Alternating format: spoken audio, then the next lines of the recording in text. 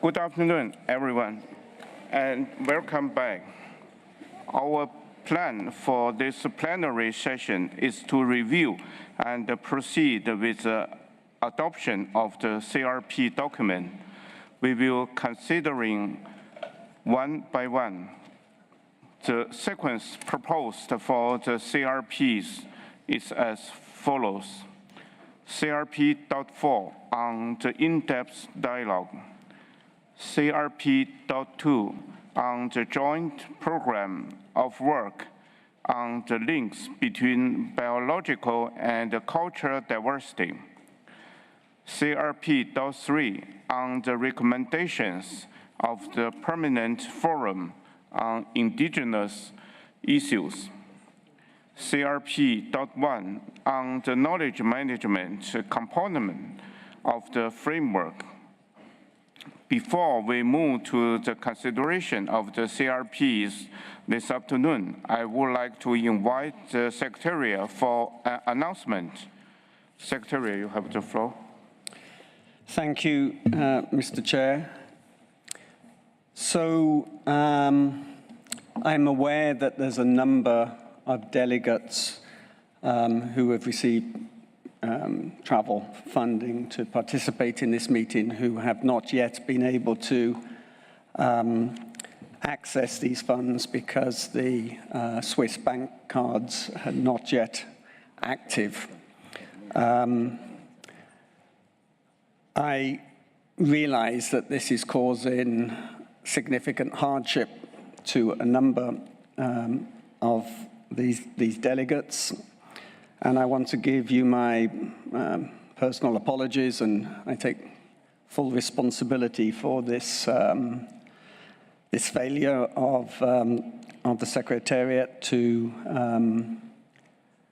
ensure that you have access to these funds in a reasonable time. We and I give a lot of importance to the need to ensure that all delegates who are here can participate on an equal footing. And I realize that this distraction and this stress is making that difficult. We will analyze the reasons of why this is the case and find ways to make sure that in future delegates do have access to the funds in reasonable time. It seems there's been a number of delays in a number of unfortunately, there's a number of steps that have to be gone through for these cards to be activated. Each of those steps seems to have taken longer than it should. We'll be looking into this. It also seems that given the large number of meetings happening now that UNEP is organizing, that a credit line that the bank has been exhausted. So there seems to be a number of reasons, but we'll look into this in more detail to try and make sure this doesn't happen in the future. In terms of the current situation and the current difficulty that delegates are facing, for all delegates who had collected their cards by Monday, the 13th, I'm assured that these will be active in the course of the afternoon, and so that after this plenary, you should be able to access the funds. For those that collected their cards yesterday, we're working to accelerate the time it takes for them to be activated. It always takes some time. For those delegates that are facing very serious challenges with their hotel, or if there are delegates who attempt to access the cards after 6 p.m. and cannot do so for any reason, then please contact the Secretariat by one of two ways, either by email to secretariat@cbd.int, the normal Secretariat address, and just put DSA in the subject line. That will help us. And if you have a specific problem, please detail what that problem is. If you have a problem with a particular hotel, for instance, we can facilitate by contacting the hotel and asking them to be flexible. We will also have someone in the DSA room, that's B2333, from 6 to 8 p.m. today, to address any other issues that may arise. If you send an email earlier and it requires earlier action, then we'll be in contact with you to see what can be done. So again, I apologize for this this problem. We are trying to alleviate the problem as much as we can. Thank you, Mr. Chair. Thank you, Secretary, for your information. Now I would like to invite Mr. Matilda Wilhelm and Ms. Lucy Muleke, co-chairs of the contact group on item 6, to report on the progress in the contact group discussion. Ms. Matilda Wilhelm, you have the floor.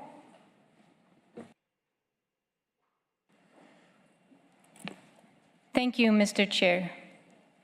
We have had 4 sessions of the contact group where we had the chance to discuss the 2 main issues in accordance to the mandate that you gave to us as co-chairs. First, I would like to thank the contact group for the collaborative and engaged spirit, which allowed us to carry out our work forward in a positive and constructive way. Also, on behalf of the co-chairs, I would like to thank the Secretariat for its support. During the sessions of the contact group, we discussed elements of the proposed new program of work and institutional arrangements. On the proposed program of work, we worked through most of the elements. We have the objective and principles and the 2 final elements to discuss. We also made progress in relation to the institutional arrangements. Dear delegates, we made significant progress, and these sessions of the contact group have allowed us to reach a common understanding on key issues under consideration. Unfortunately, we could not conclude our work on both issues, and we, as co-chairs, believe that having another session of the contact group could help us further advance and make progress. Thank you, Mr. Chair.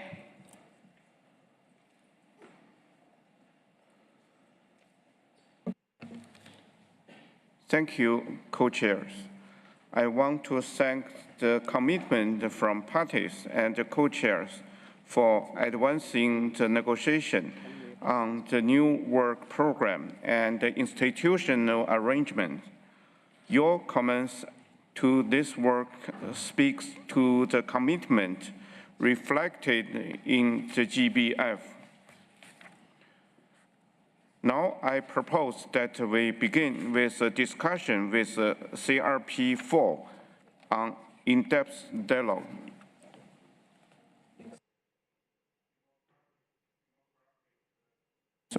Democratic Republic of Congo, you have the floor. Merci beaucoup, Monsieur le Président, pour la... Thank you very much, Chair, for granting me the floor. And I would like to thank the co-chair for the report on the progress within the contact group. I would just like to inform you, Chair, that in the spirit of the work done by the contact group, the idea was to improve the text rather than adding any new proposals within those texts. Unfortunately, however, at the end of the morning or during the early afternoon, there were some new texts added that did not actually correspond to the initial framework decided for the work of the contact group. And I just wanted to apprise you of that, Chair. to say that if we continue adding text or we continue studying alternative text, that means we're opening up the discussion on all the documents and that the negotiations are going to start from scratch again. Thank you.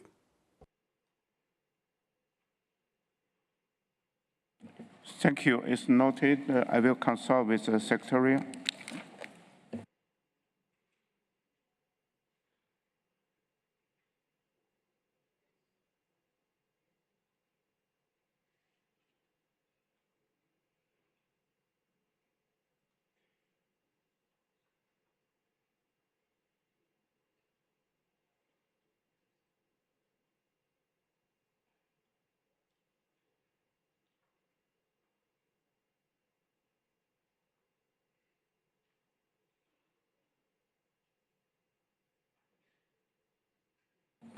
Thank you, the Democratic Republic of the Congo.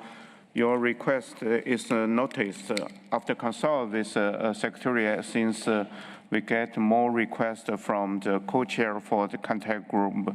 I think this issue will be reviewed during the contact group later on. Is that okay? Okay, then I give the floor to Indonesia. Thank you, Mr. Co-Chair. Good afternoon, colleagues. In line with what has conveyed by the esteemed delegation of DRC, Indonesia also has concerns on the process, on the discussion of the work program, as well as the institutional arrangement under item 6. There were proposals which we believe is not based on any mandate. And so we cannot accept proposals which are baseless, without any mandate, not under the framework. So we cannot create new things during this working group. This working group does not have, the authority to create new things without any basis. We just want to record this comment because we have really concerns about the process. And the second thing we would like to request, Mr. Co-Chair, if we would like to request that since some of us don't have a big number of delegates, we would like to request that if there were any contact group after this plenary, it would not be in parallel between each other. Thank you, Mr. Chair.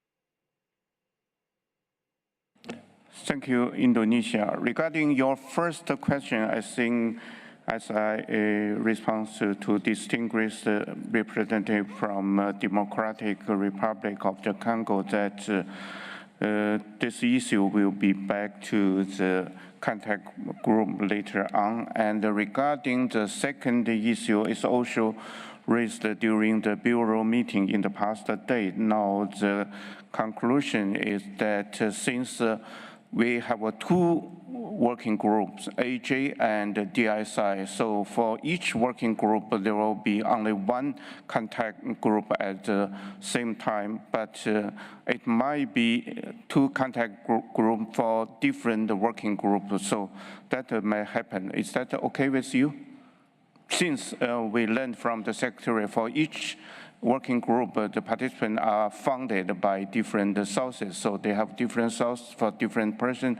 So in general, this two working group is separate. Okay, if that is okay, we just proceed.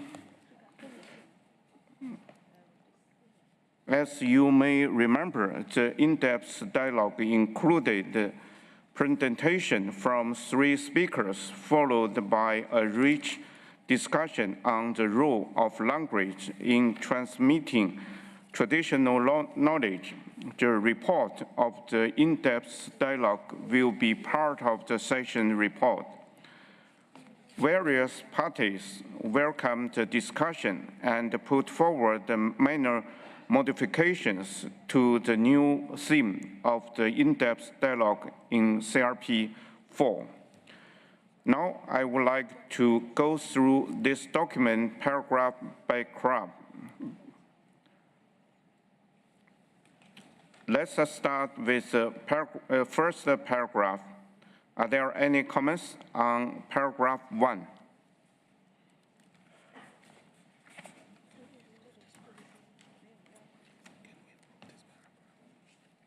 No.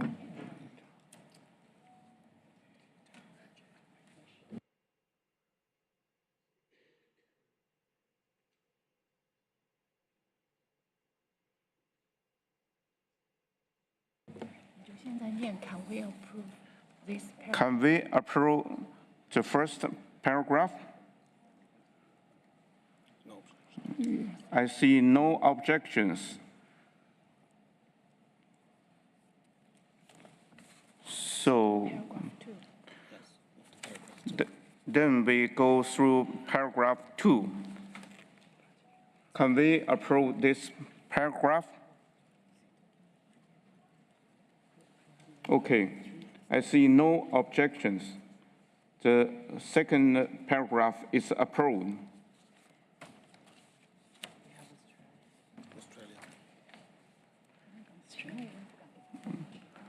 Australia, you have the floor. Thank you, Chair. Just a point of clarification. I'm a little bit lost. So are we starting from the beginning of the preambular paragraphs? So the first paragraph that would have been approved would be noting that.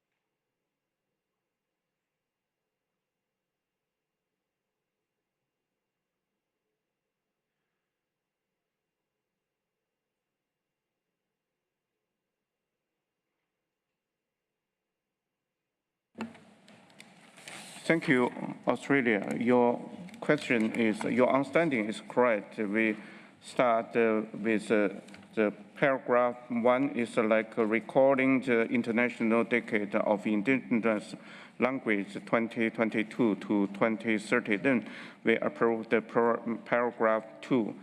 Then now if you agree, we come to paragraph 3, notating that through languages, indigenous people and the local communities preserve the history, customs, and traditions, memory, unique models of thinking, meaning the exploration of their community. So is that paragraph okay with the delegate? Okay, then we come to the paragraph 4. So I will not read it if unless. Okay, it seemed quite understandable. Then we come to next paragraph 5, the last paragraph in the first page. Any comment? No. Okay, Democratic Republic of Congo, you have the floor. Merci beaucoup. Thank you very much, Chair. As regards this second paragraph, we suggested replacing noting that with the term recognizing that. Thank you.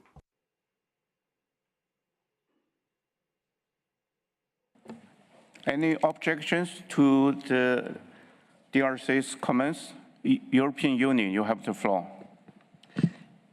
Muchas gracias. Thank you very much, Chair. My comment also refers to this paragraph, although not to the same proposal addressed by the DRC. May I continue, sir, with my comment? Chair, may I continue? Muchas gracias, señor presidente. Thank you very much, Co-Chair. In the paragraph that begins with noting further that in Target 21 of the framework of the Conference of the Parties, I think this is the paragraph we were working on with the amendment proposed by the DRC. In the middle of that paragraph, Chair, there is a reference to free, prior, and informed consent. We would like, after the mention of free, prior, and informed consent, that we have a footnote explaining the terminology that was agreed in decision 14/30. So the footnote should include the following text. Free, prior, and informed consent refers to the tripartite terminology of prior and informed consent, comma. Free, prior, and involved consent, or approval and involvement. Thank you very much, Chair.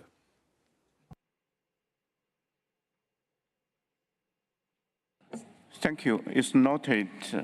I think it should be okay regarding the comments from the distinguished guest from the Democratic Republic of the Congo and the European Union, unless there is any objection from the floor to their modification. If no, we adopt their changes. Thank you. Since we already went through the paragraph 5, then we turn to next page of CRP 4, and we go through paragraph 6, recognizing that the contribution of the indigenous people and the local language and the traditional knowledge to addressing global biodiversity loss. European Union, you have the floor. No, sí. Muchas. Thank you very much, Chair, Co-Chair.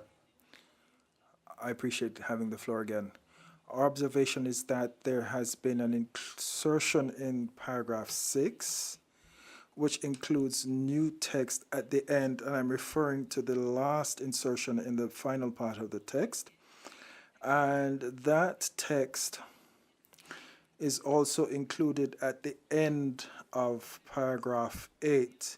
We have no objections to the content per se, but we would wonder whether it might be useful and possible, for the sake of simplicity, to delete it from in paragraph 6. So the proposal is to remove "and emphasizing the need for making indigenous concepts, cosmovisions," right through to the end of the paragraph, for the reason because this is already captured in paragraph 8, which comes afterwards. Thank you, sir.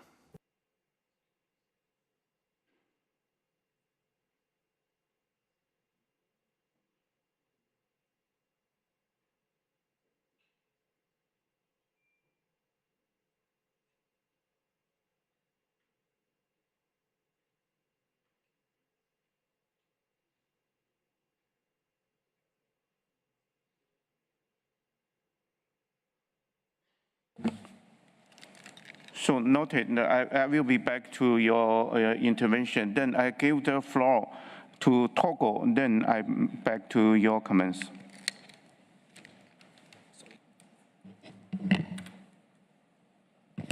Thank you, Chair. I wanted to speak to paragraph 6.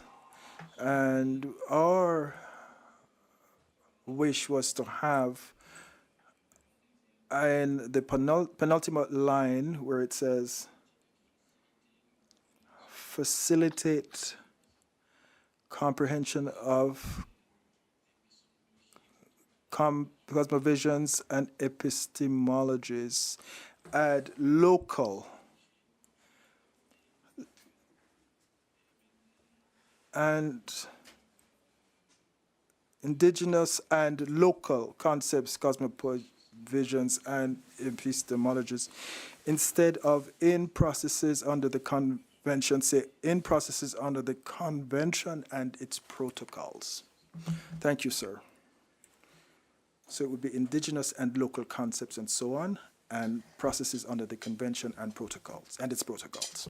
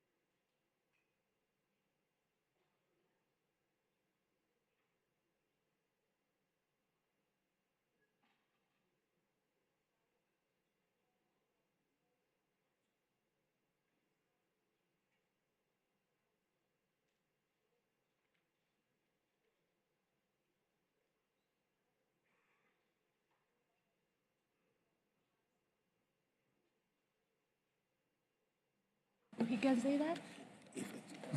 Sorry.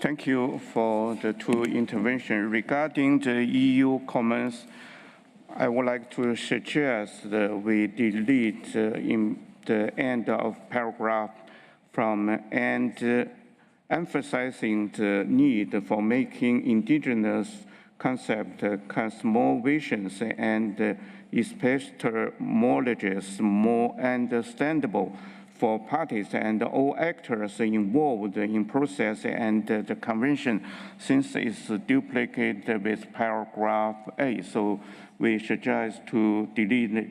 And regarding the comments from Togo, it should be added and local after indigenous and before concept. We would like read as indigenous and local concept, but it will be in paragraph 8. Is that agreeable for, okay, I see Australia, then Democratic Republic of the Congo. Thank you, Mr. Chair. No objections to the suggestion of the deletion for the EU, but if we are to keep this language in paragraph 8, we would just, and it may be that my English is very much Australian English, not the King's English, to understand better the language of cosmovisions, and I'm not even sure I'm going to be able to pronounce the next one, epistemologies. Perhaps maybe we could look to simplify that language and understand better their meaning. Thank you, Chair.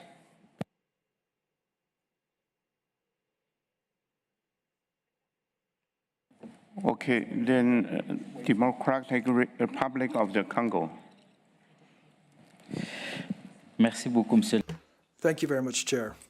I just wanted to support your proposal to delete those parts of the paragraph and keep them in 8. And we have the same concern as we are not sure we fully understand what is meant by the cosmovision and epistemology, but we also agree with the proposal to add local after indigenous. Thank you.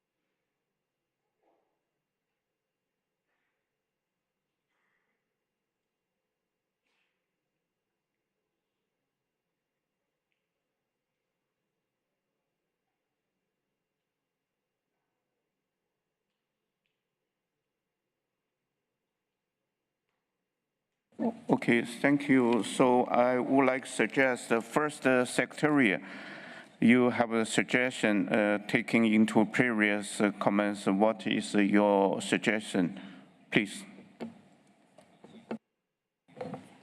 Thank you, Mr. Chair. Not a suggestion, but just to read out what we have now with regards to the proposals that we have on the table. So the proposal is to, in that sentence that appears duplicated in the two preambular paragraph, to keep indigenous concept, cosmovision, indigenous and local concept, cosmovision, and remove the epistemologies, which is also actually in line with the wording of the Global Biodiversity Framework. So I understand that would be the proposal by Australia. Am I correct? Yes.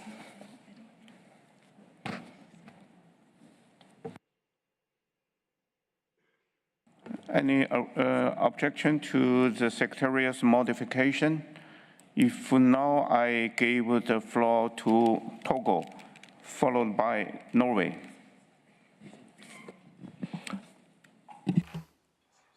Thank you, Chair. It's true that the proposal, as it was just read out by the Secretariat, would cause us to wonder whether we fully understood the quintessence of the text as it now stands. So based on what I understood, if we go based on the proposal that I had made with respect to adding and local, I had also wanted to have at the end of the sentence the convention and its protocols. So if my understanding is correct, with the proposal that was just made, I think that if you were to recap the proposal I made, you probably left out the part with and its protocol. So I wanted to clarify that with the Secretariat. Thank you. Tout en bien entendu, en étant... Of course, the understanding is that we agree with the part in question being captured in the following paragraph. I think your intervention is very correct. So if there is more objection, we can take your new intervention in consideration. If not, I give the floor to Norway. Thank you.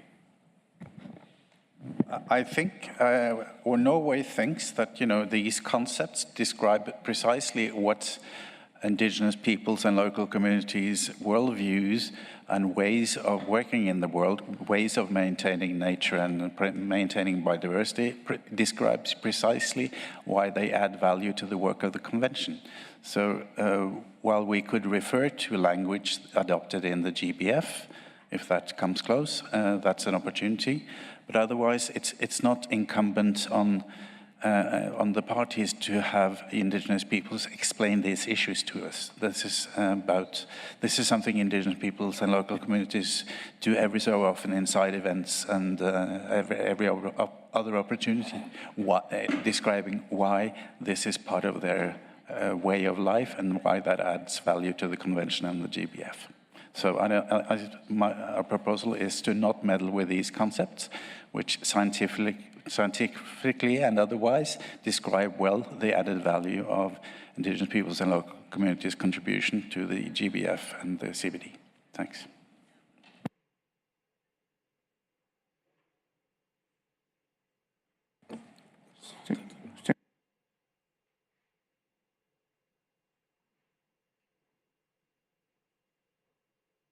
Thank you, Norway.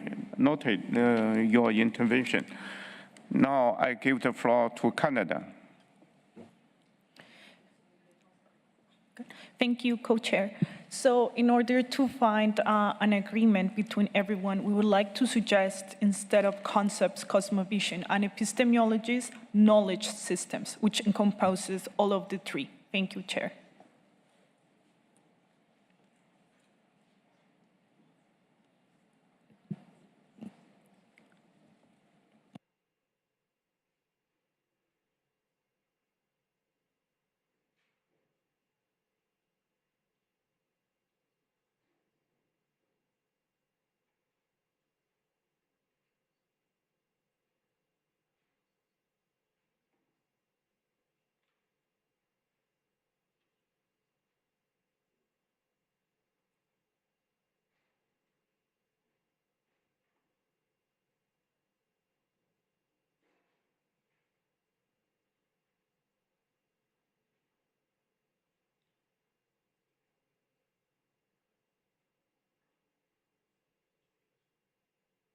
Okay, Australia, please, you have the floor.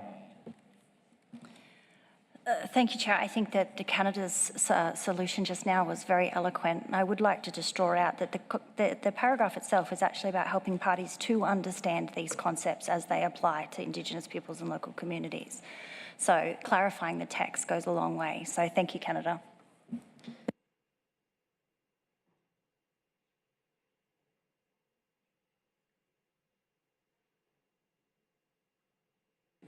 Thank you. Next floor I give to Colombia, then we will be back to the previous intervention.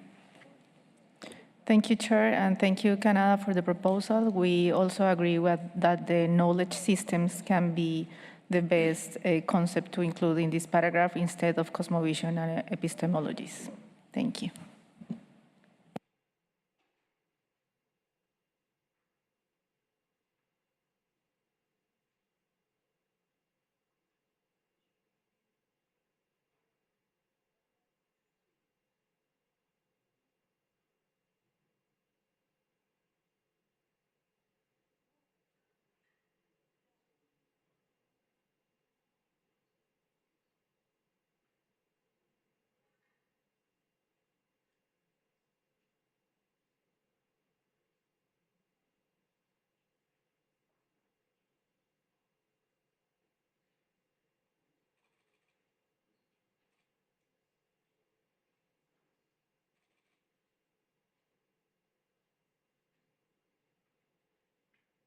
Okay, thanks to previous intervention from Canada, Australia, and also from which Colombia, sorry.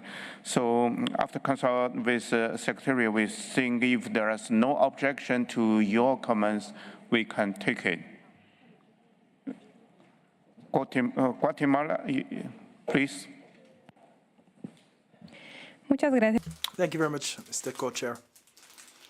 I just wanted to refer to the fact that this paragraph is of extreme importance for us as states, but for indigenous peoples as well, because what we're dealing with here is giving visibility to the contribution made by indigenous peoples to the conservation of biological diversity through their cosmovision, their knowledge, and how they conceive of life. So that being the case, our view is that the text should be retained as is, because we have to understand that indigenous peoples, we as indigenous peoples have a holistic vision, and therefore we cannot separate out their knowledge, their vision, their cosmovision from care for our and conservation of our biological diversity. Thank you.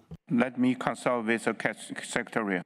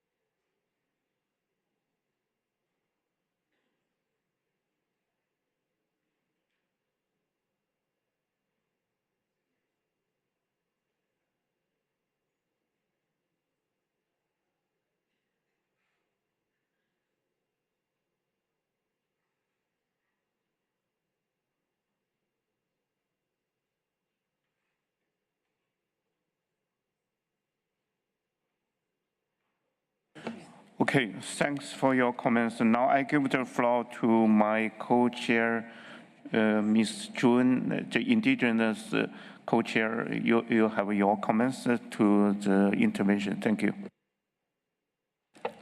Thank you, co-chair. I just wanted to point out that knowledge systems is very different from concepts, cosmovisions, and epistemologies. So Guatemala is right. They are very distinct in its own way. And this has been covered and discussed in detail within the IPBES Global Assessment, which was recently reviewed by the SUBSTA. So that is my comment on that.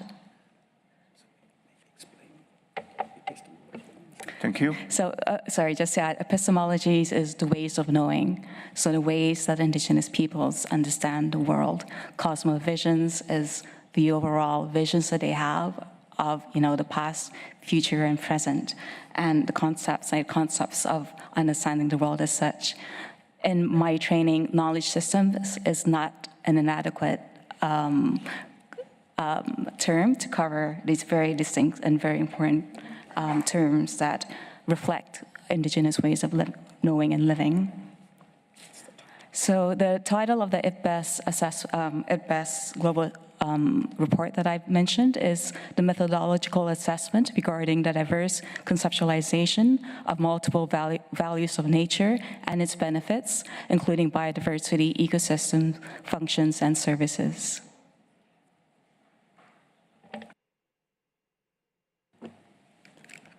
Thank you, co-chair. Now I give the floor to Togo, followed by Australia.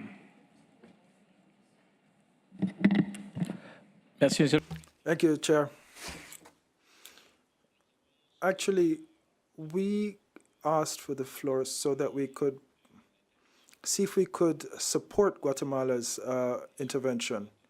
Of course, we appreciate Norway's perspective, but when you look at the work required of us, I think that even when it comes to our capacity to deliver what has been asked of us, it seems to me that what would be most appropriate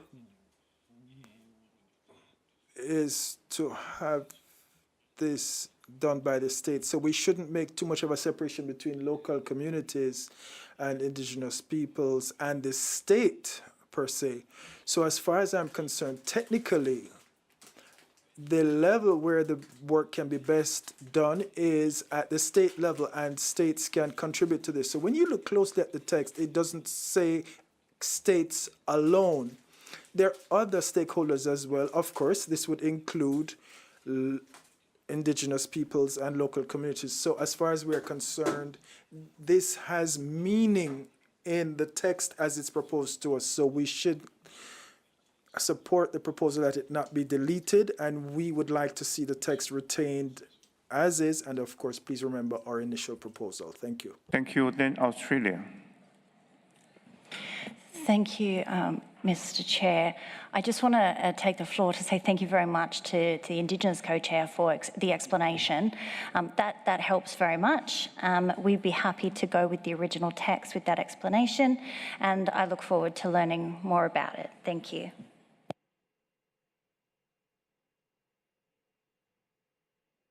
Thank you. Mexico.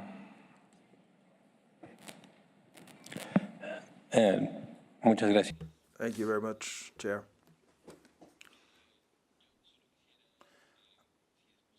If possible, I would only ask whether we can change the term local languages, and replace it with mother languages, mother tongues, which in February was where we had February designated as Mother Tongue or Mother Language Month. Gracias. Thank you.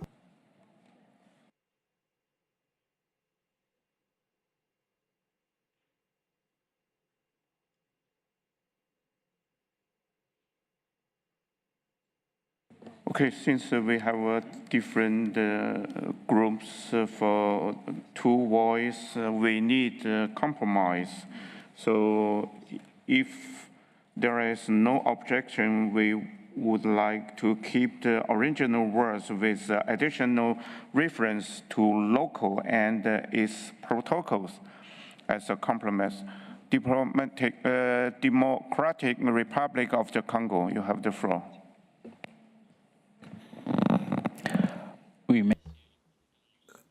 Thank you, Chair. We support your proposal because what we're dealing with here is dialogue with indigenous peoples and local communities, and there was no reference to mother tongue. Thank you. Thank you. Canada, you have the floor. Thank you, Co-Chair. In order to find a compromise, Canada would like to suggest, after recognizing the contribution of add the languages of indigenous people and local communities, instead of indigenous and local languages. Thank you, Co-Chair.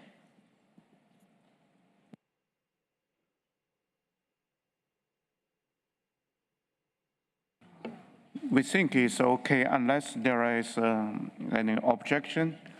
Otherwise, we can invite the Secretary can read out the clean version for your adoption. Thank you, Mr. Co-Chair. And this is how I captured it. Please correct me if I'm wrong. Recognizing that the contribution of languages of indigenous peoples and local communities and traditional knowledge, and so on.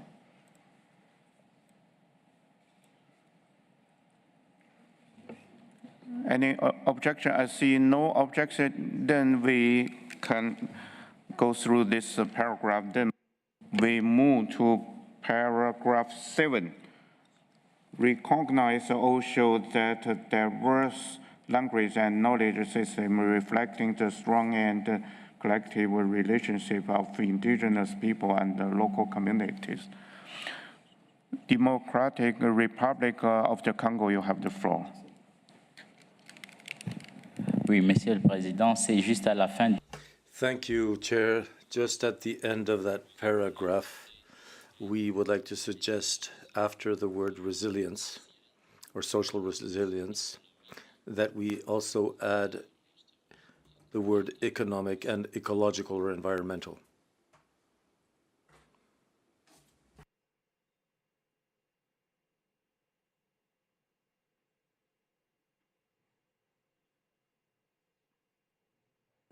Is acceptable to us unless there is any objection from the floor.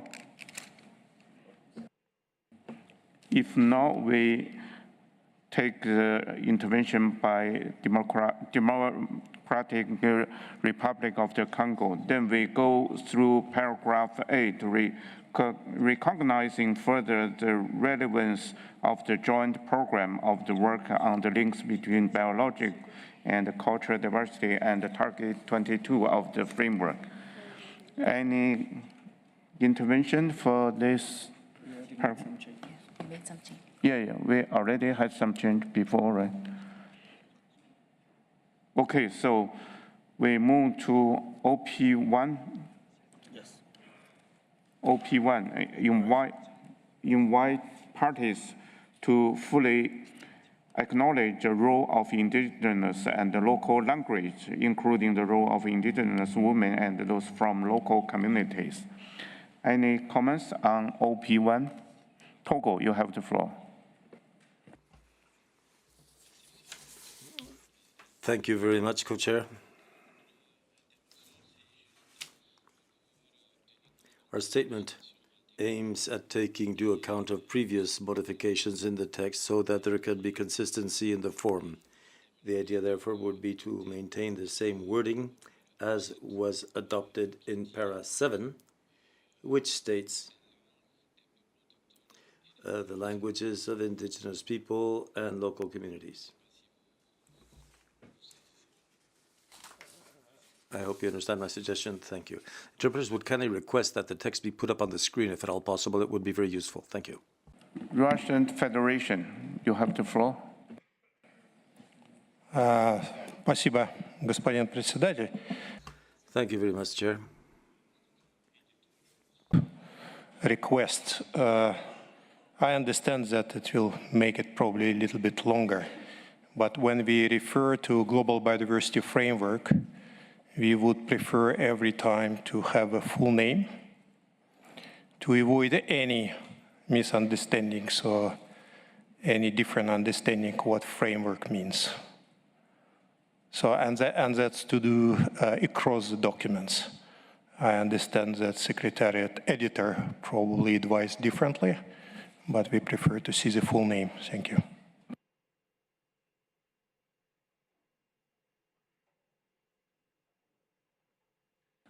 Thank you. Intervention from Togo and the Russian Federation. If there is no objection, we would like to adapt their modification. European Union.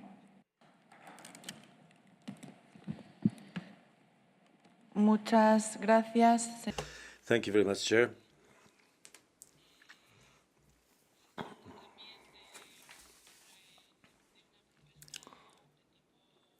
This proposal is also of an editorial nature relates to a previous paragraph.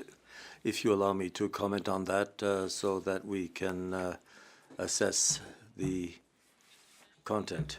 It starts with recognizing also that diverse language and knowledge systems. My apologies, I think we went through it already, but since it's an editorial change, I wanted to make the proposal.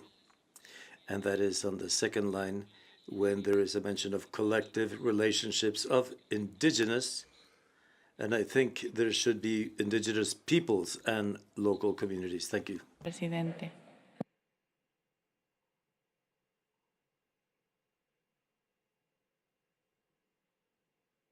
Thank you, EU. Unless any objection, we can adapt your comments. Okay, then we go through open paragraph 2. Encourage parties, other governments, relevant organizations, indigenous people, local communities, women, youth, and stakeholders. Democratic Republic of the Congo, you have the floor. Thank you very much, Chair. On the third line of this same paragraph, where mention is made of the languages, we would like to see Togo's proposal included in the text. And then in line 7, there is a mention of implementation of the framework convention and its protocols in the KMGBF convention.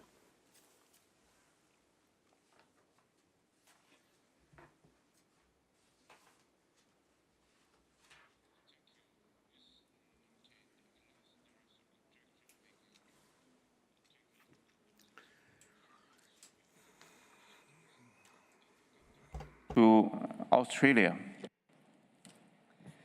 Thank you, Chair. No objections to the last party's insertion. I would like to point out, however, in the first sentence, it should read Indigenous peoples and local communities rather than Indigenous peoples, comma, local communities.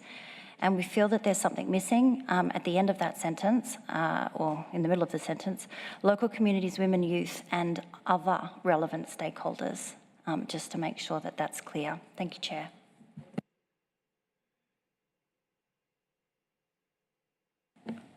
Thank you, Australia. We can take your comments unless there is an objection from the floor. If not, we go to open paragraph 3. Decided that the theme of the next in-depth dialogue. Sorry, Swatini, you have the floor. Thank you, Co-Chair. Just in operative paragraph 2, we just wanted to add a local after indigenous so that it reads indigenous and local languages.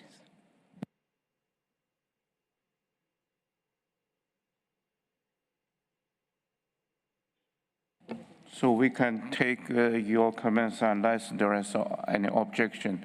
European Union, you have the floor. Thank you very much again, Co-Chair.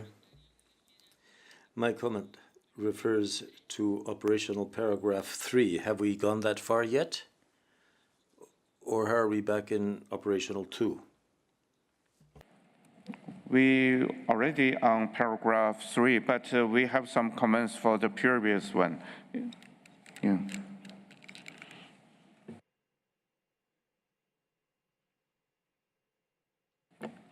Mexico, you have the floor. Thank you very much, Chair. I have no objections to state, but I just wanted to comment on operative paragraph number 2, with apologies for having us take a step back. There's a place where it says youth and stakeholders to incorporate as appropriate the vitalization. I would like to suggest that we delete the mention of vitalization and that we write instead conservation and revitalization, because these are the terms that are used in the Indigenous Languages Framework. Thank you.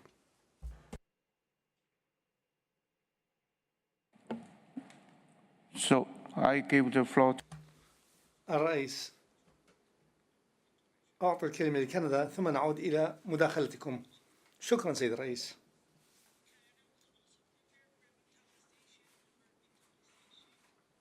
نحن أيضا نفضل إحياء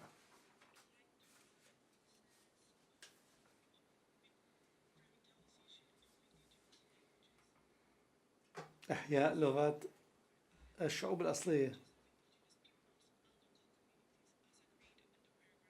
ونضيف لغات المجتمعات المحلية كما اتفقنا في الفقرة أعلاها.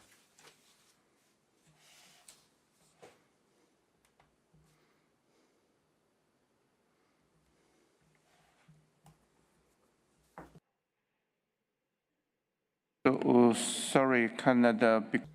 الرئيس، المعذرة، كان هناك تعثر أو توقف في الترجمة، هل بإمكان الأمانة تصحيح النص؟ شكرا.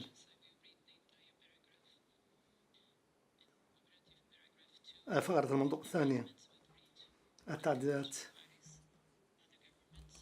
Relevant organizations, indigenous peoples and local communities, women, youth, and other relevant stakeholders to incorporate, as appropriate, the conservation and revitalization of the languages of indigenous peoples and local communities, including through concrete actions such as support for community initiatives, for cultural and resource centers and field schools, given their fundamental role in the intergenerational transmission of traditional knowledge into the implementation of the Convention and its protocols and the Kunming-Montreal Global Biodiversity Framework.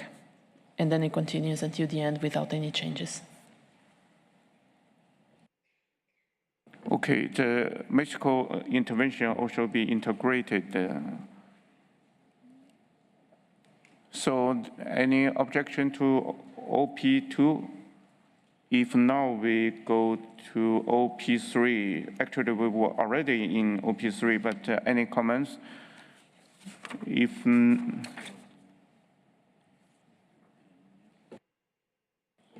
European Union, please. Thank you very much, Chair.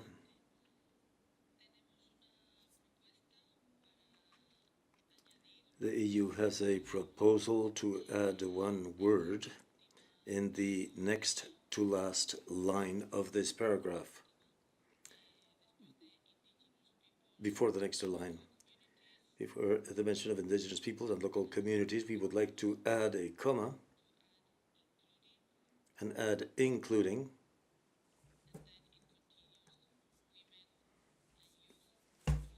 full implementation.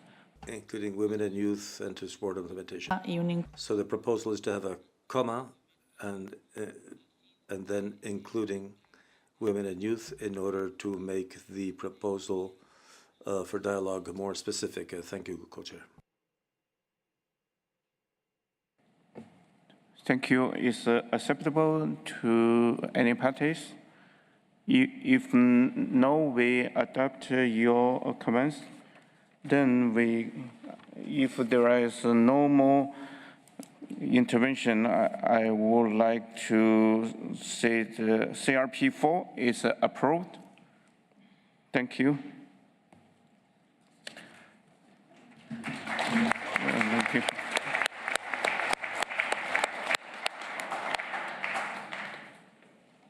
I now propose that we begin our discussion with CRP2 on the joint program of work on the links between biological and cultural diversity, particularly the review and update of the 4 traditional knowledge indicators.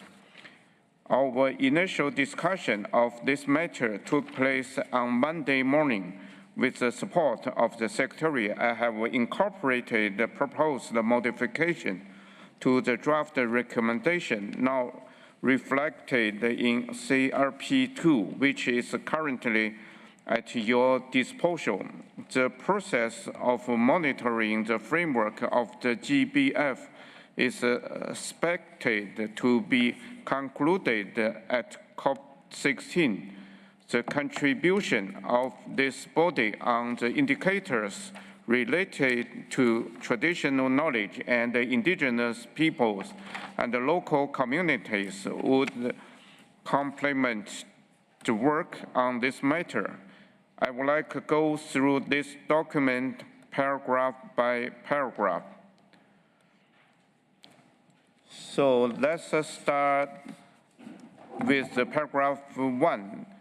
Are there any comments on the paragraph? I will read the first. Takes note the progress made by the ad hoc technical expert group on indicators.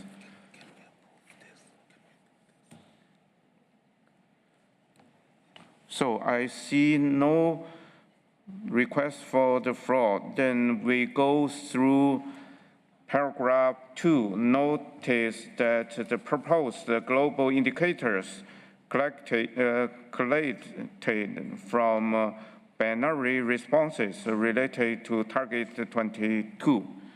Any requests from the floor for comments? If no, I go through paragraph 3. Stresses that given the relevance of target 22 for the implementation. Any request from the floor? If no, paragraph 4 invites ad hoc technology. Sorry, we have Canada. You have the floor, please. Thank you, Co-Chair. Canada would like to put in brackets this paragraph because the monitoring framework has already been adopted and it does not include cross-cutting indicators.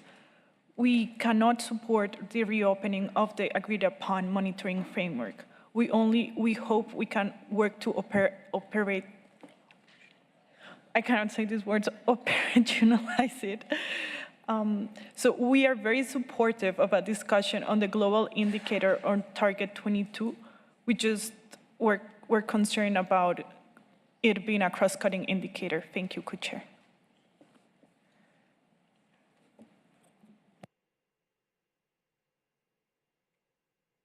Okay, we will be back to your comments. Switzerland, you have the floor. Thank you, Mr. Co-Chair. We had a similar comment as just Canada made, so we support the comment by Canada. Thank you.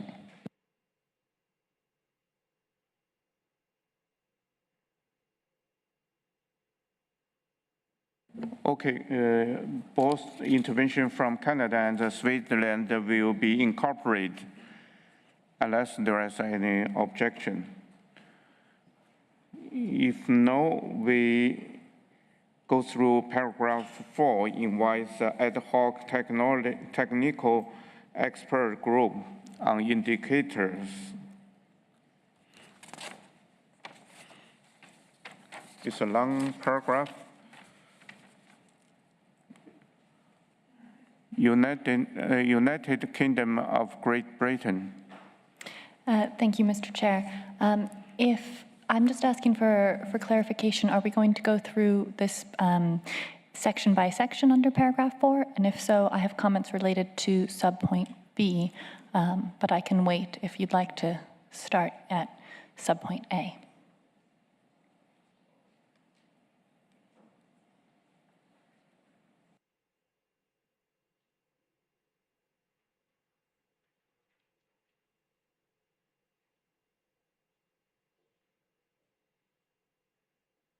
Okay, we start with A. To take into account the submission received on the traditional knowledge indicators. Australia, followed by Democratic Republic of the Congo. Thank you, Chair. I have a procedural question. Given this is a recommendation of the working group, it's our understanding that we can't have bracketed text on this particular paragraph, but I'm seeking clarification from the Secretariat on that advice, please, on paragraph 3. Okay, so first we invite Secretariat to clarify on paragraph 3.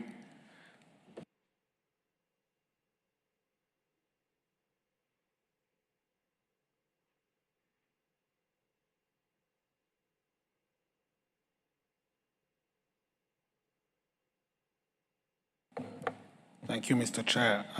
Yes, indeed. Thank you for the comment. So the option would be indeed in this case to delete the reference, but not to leave it in parentheses.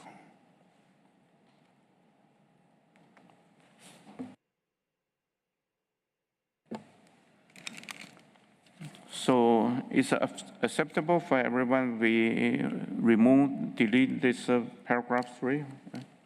So give the floor to Democratic Republic of the Congo. You have the floor. Thank you, Co-Chair.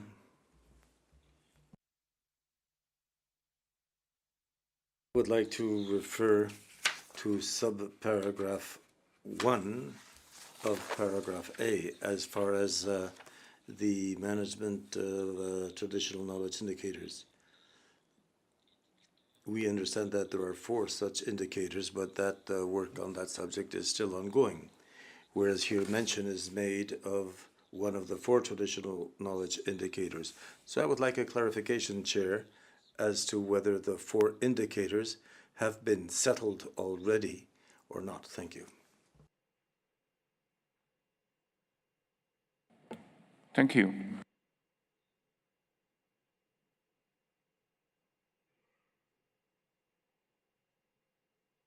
So I leave this question to Secretariat to explain. Oui, merci beaucoup pour la question. Thank you very much for that question. As regards the indicators on traditional knowledge, these have not yet been operationalized, and the question here is to know how these indicators may be revised or updated in light of the framework, and thus revised so that they will be aligned with the provisions contained in the framework. This is work that must still be done with these indicators before they become operationalized. Thank you. Thank you. Democratic Republic of the Congo, you have the floor. You want? Thank you, Chair. Thanks for giving me the floor, and thanks to the Secretariat for this clarification.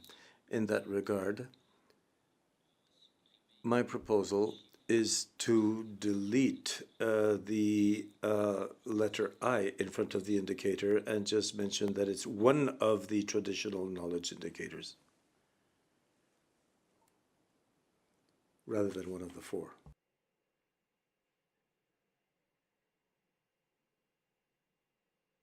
Okay, I first gave the floor to United Kingdom of Great Britain and Northern Ireland. Thank you, Co-Chair. Speaking as the Co-Chair of the RTEG, I wonder if I may offer a little clarification, please. Headline indicator 9.2 is within the monitoring framework that was agreed in Montreal as at COP15. The other traditional knowledge indicators are for further development, but they are not mentioned explicitly as headline indicators. And that is why I believe that this indicator is mentioned explicitly, and similarly, headline indicator 21.1, which is also an indicator within the existing monitoring framework, is explicitly mentioned because as part of the RTEG's work, we need to consider how 9.2 may be able to be implemented, and that, of course, will be informed by the study that is mentioned in paragraph 7, but also we need to consider how to think about the incorporation of traditional knowledge within headline indicator 21.1. I hope that provides explanation and will help the discussion.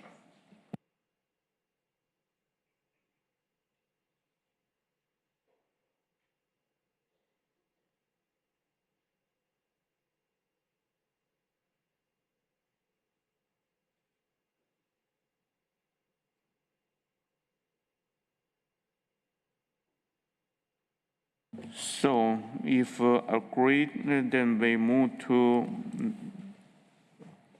So, Russia Federation, you have the floor. Thank you, Chair. Just to clarify, after also explanation of the Chair of the expert group, if our understanding is correct, first of all, that what 2 indicators referred to in section A, small I and small 1 and small 2, those indicators, we know that they already exist. In this case, for small 1, we like to join DRC and delete as one of 4, because we don't know, we can't preempt. And again, our understanding is that in section B, those two indicators are only suggested. So that's why also later in the text, we also will request to avoid reference for number 4, because we don't know how many indicators. Otherwise, we are happy to see subsection A with a deletion the end of the small I. Thank you.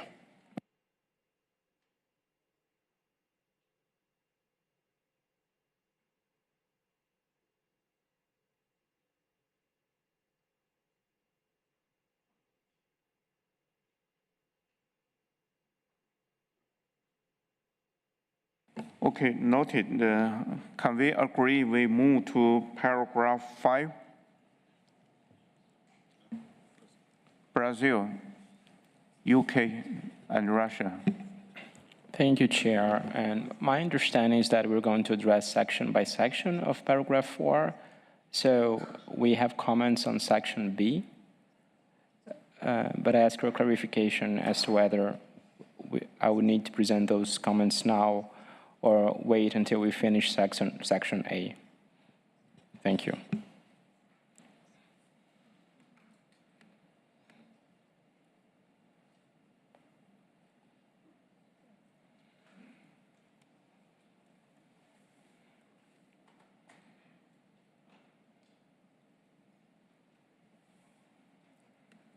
So if there are any comments, further comments on paragraph A, if not, we can move to B.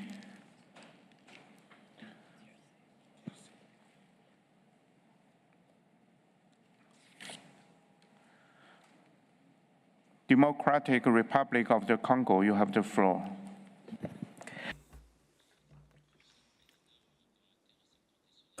Mr. Chair, my comment also pertained to subparagraph B, but I think Brazil had requested the floor on that one first.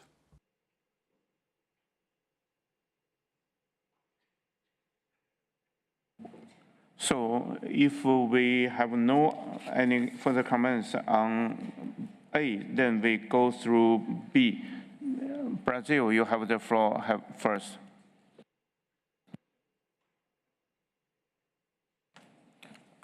Thank you, Chair, and thanks to the colleague from the Democratic Republic of Congo.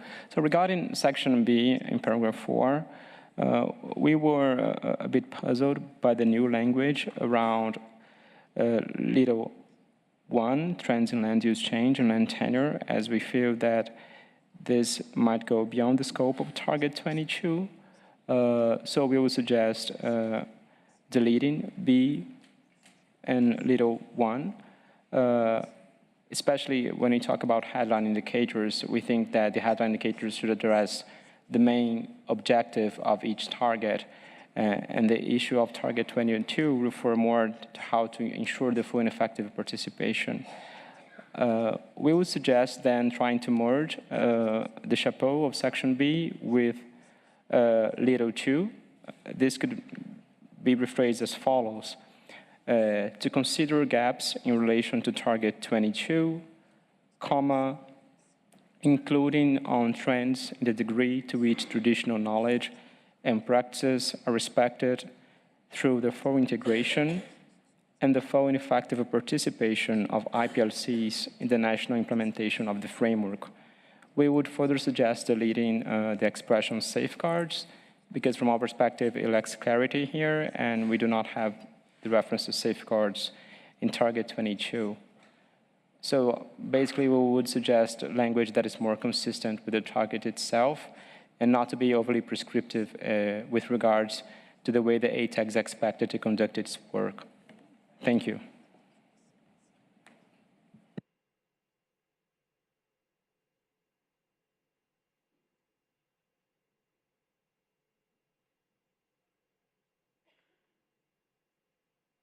Now I give the floor to IPLC.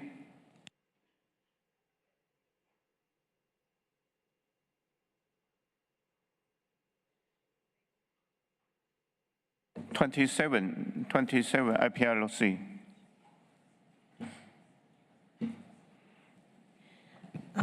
Thank you very much, Co-Chair. At this time, I just wanted to provide a little bit more background information. I'm the co-lead of the IFB Working Group on Indicators. I've been following the work on indicators since 2006. First, with respect to the headline of this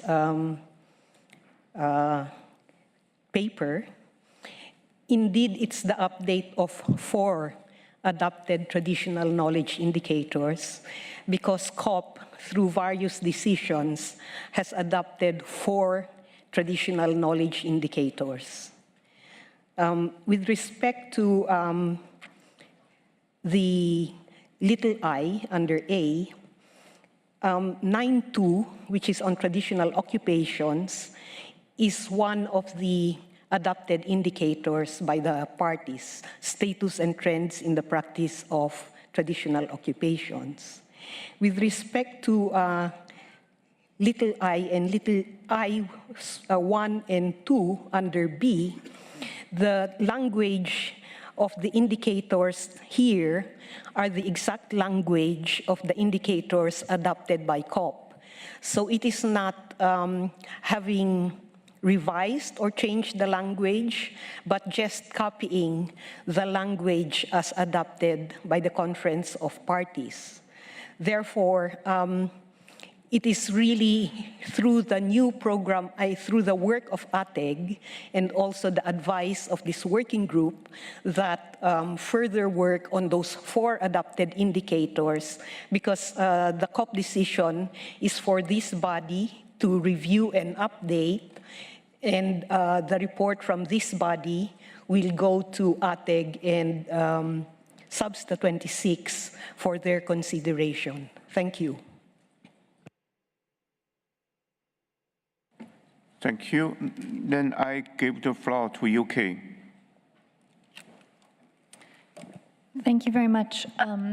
With regards to the initial text in subpoint B, and recognizing the importance of further developing these indicators to many of the parties here, we think there's value in being quite clear where this consideration will take place. For that reason, we would like to add some text after the words "to consider." So it would read, "to consider, comma, as part of the gap analysis agreed to be undertaken by the ad hoc technical expert group at SBSTA 25, end comma." And that way it's very clear that this additional work that's taking place will be part of that gap analysis that we know is already going forward. Thank you.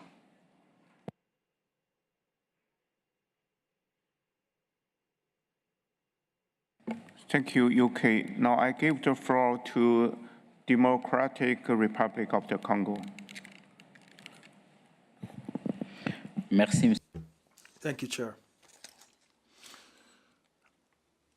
At this point, we would have thought that B, subparagraph B,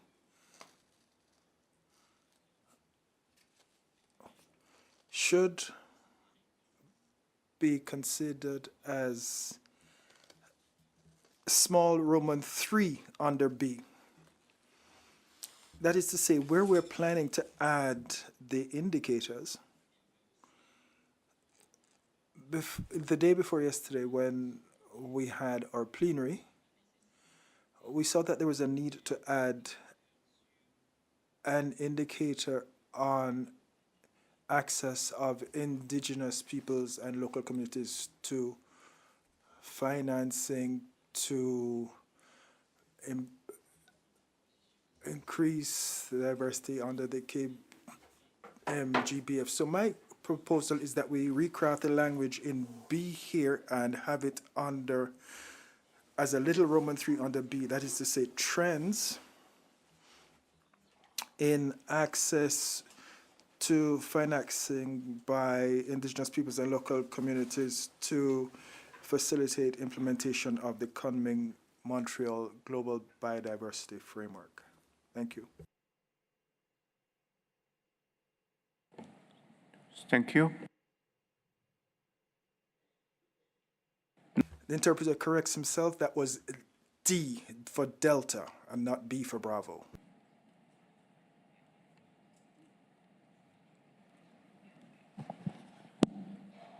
Thank you. My name is Johanna von Braun. I work for the International Land Coalition. It's a comment about paragraph B as well. Land has long been recognized as central to the realization of the CBD and the Kunming-Montreal Global Biodiversity Framework.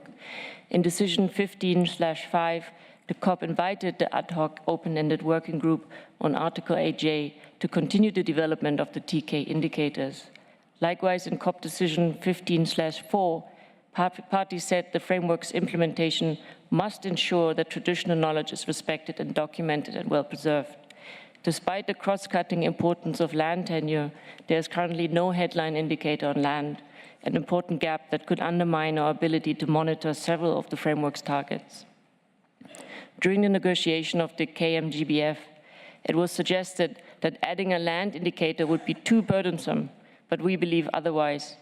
In fact, the Sustainable Development Goals provide a well-established land tenure indicator, SDG 1.4.2, with an established methodology and available data. It measures land tenure according to two components, the presence of documentation and perceived tenure security. While this indicator has important gaps in relation to indigenous peoples and local communities, there are ample of data sources that could provide this data that could contextualize the indicator for the Kunming Global Biodiversity Framework. Custodians of the SDG land indicators, including the World Bank and FAO, have offered to support this contextualization. International partners, including the Global Land Observatory, hosted by FAO, the International Fund for Agriculture Development, and data providers Landmarks, Prindex, Landex, and the Indigenous Navigator, and others are already working on this. For the first component of a contextualized indicator, there is already a data set in nearly 100 countries. For the second one, a rural proxy data set is available in 180 countries, while additional community-level data is being developed in many others. Preliminary metadata has been developed among these data collectors and will be shared with the ARTEC and presented with early results at Substat 26. Thank you. Thank you. Next is Switzerland. Thank you, Mr. Co-Chair. So this is just to support that we would like to keep, paragraph A and then the small I, small 1 and small 2 as it is, because they refer to agreed headline indicator 9.2 and 21.1. And then with regard to B, we would support the addition of the UK, and with this addition, we could support subparagraph B. Thank you.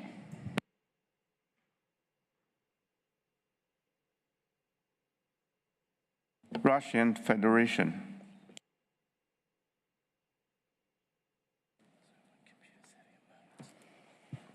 Thank you, Co-Chair. Listening to the exchange of views and also some additional explanations, we tend more to agree with intervention from Brazil. So the chapeau of B has a specific reference to target 22. So we may have a sympathy to indicator on land use changes, which may belong to a totally different target. And also, parties may recall the discussions at COP15 and before, when we were trying to limit the number of headline indicators to a reasonable, manageable number. So we are not sure that we need to elaborate specific additional indicators. Although the small I, Roman I from B, can definitely be considered in the cluster of component indicators or additional indicators. So we prefer to go with a suggestion from Brazil and language from Brazil, but we also don't have any problem to incorporate the suggestion of UK into Brazilian text. Thank you.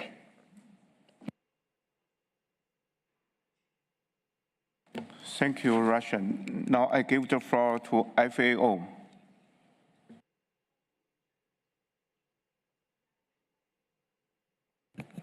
Thank you, Chair.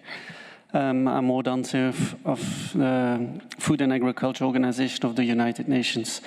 We would like to support the proposal that the International Land Coalition made to keep the land tenure indicator for two reasons. First of all, because of the importance of land tenure for biodiversity.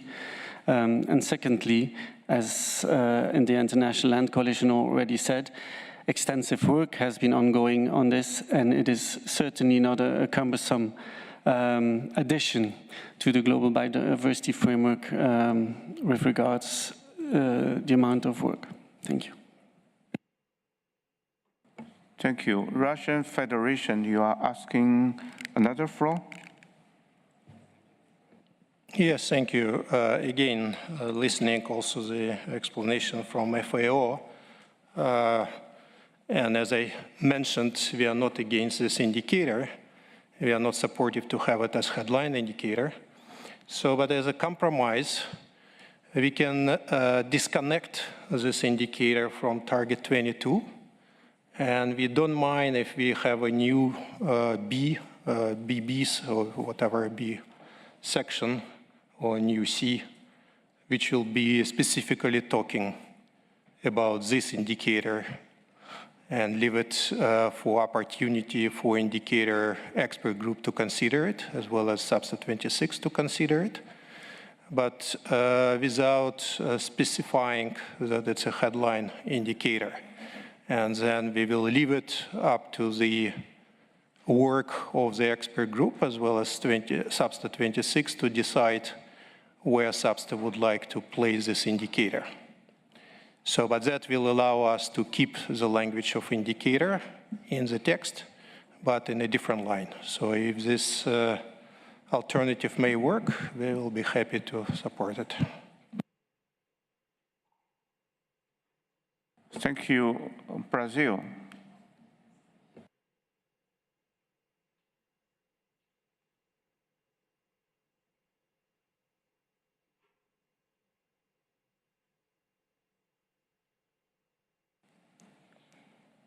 Thank you, Chair, and thanks to the International Land Coalition, FAO, for the clarification. We do understand the importance of the issue of land tenure, but as it is framed in the CRP, this would somehow prejudge how Target 22 is expected to be implemented.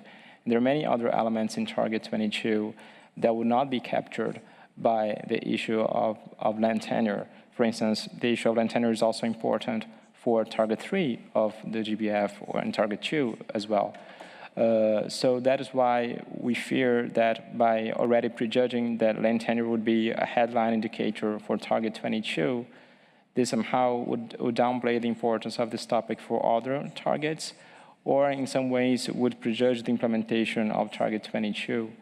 And that is why we think that it's a bit overly prescriptive, and it should be up to the ATAG to identify how to best handle the issue of land tenure. And of course, this would then be assessed by SBSTA. We could go along with the proposal just made by the Russian Federation, that the issue of land tenure would be included in a separate section, such as BBs, would invite the ATAG to consider the relevance of the indicator on land use tenure and so on. But in the original B, we would prefer to stick to our proposal, and we could accommodate the proposal from the UK. But in any case, we would prefer not to have a reference to land use tenure within the scope of Target 22 at this stage, because it would be up to the ATAC to have further discussions on this. Thank you. Thank you. Let me consult with the Secretariat for all the previous intervention, then come back shortly.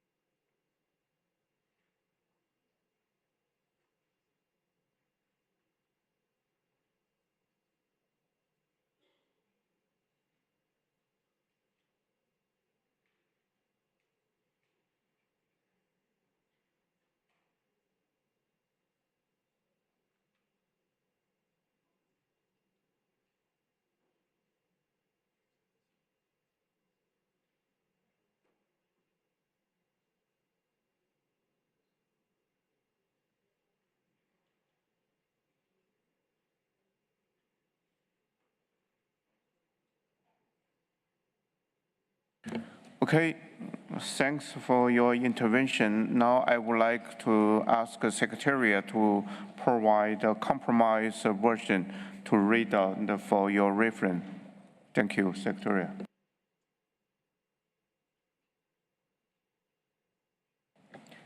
Thank you, Mr. Co-Chair. Starting with the chapeau of this paragraph, invites the ad hoc technical expert group on indicators and the subsidiary body on scientific, technical, and technological advice in their work. Here there would be a deletion to further develop the indicators. So this chapeau would end in their work column to further develop the indicators, take into account the submissions received on traditional knowledge, and it continues until the end of A without any changes. So let me just repeat. Here the proposal is to take the words "to further develop the indicators" from the chapeau of this paragraph and move it to little a, so that little a would read "to further develop the indicators, taking into account," and continues until the end without any changes. Little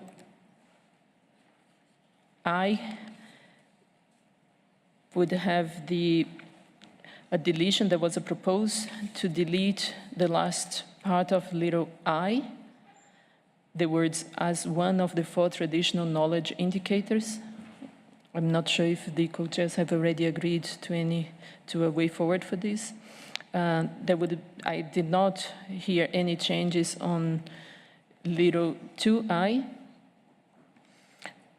And then B, taking up one of the proposals that was made, a potential way forward would be to read "to consider gaps in relation to target 22, including on trends in the degree to which traditional knowledge and practices are respected through their full integration and the full and effective participation of indigenous peoples and local communities in the national implementation of the Kunming-Montreal Global Biodiversity Framework." And here, again, taking up a proposal that was made, and it's taking text that was originally little I. It would be B bis, "to consider trends in land use change and land tenure in the traditional territories of indigenous peoples and local communities." The only difference would be to move little I to make a new item in this list. It would be B bis, and starting with "to consider." Thank you, Mr. Co-Chair. Thank you, Secretary. So I open the floor if there are any objection or further modification to this compromise version.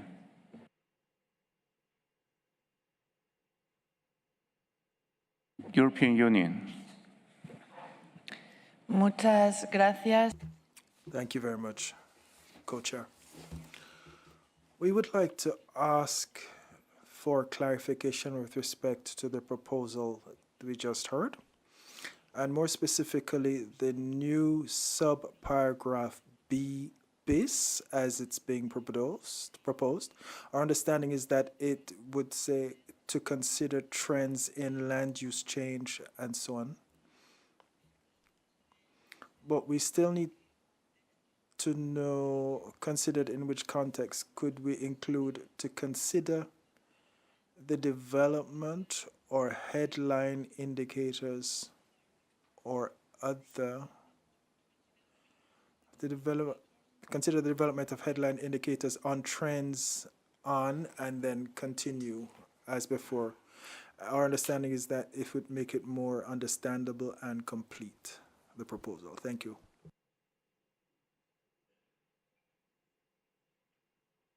Thank you, EU. Russian Federation. Thank you, Co-Chair. We may go with the last suggestion from EU with the one exception. We delete a word headline. As already was explained, I think, by Brazil before, we don't want to preempt. But otherwise, yes, we can specifically saying that we request the expert group to consider indicator for this particular topic. That's fine. And then again, as we said before, that's up to SABSTA, first of all, to recommend what group of indicators out of 3 this one will belong to. Thank you. So can we accept the modification by EU supported by Russia? Switzerland. Thank you, Mr. Co-Chair. I don't have an objection to B bis, but just wanted to clarify, could you read out B again, as it has been suggested, the modification on the B? Thank you.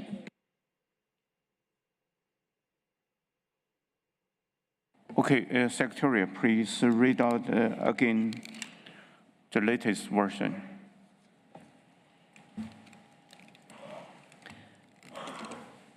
The subparagraph B would read, to consider gaps in relation to target 22, including on trends in the degree to which traditional knowledge and practices are respected through their full integration, and the full and effective participation of indigenous peoples and local communities in the national implementation of the Kunming-Montreal Global Biodiversity Framework.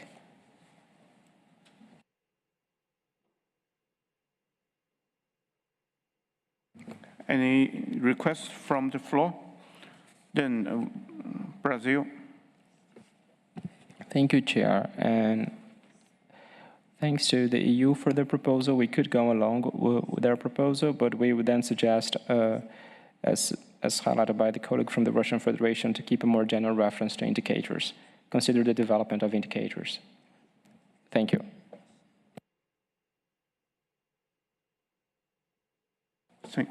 Thank you.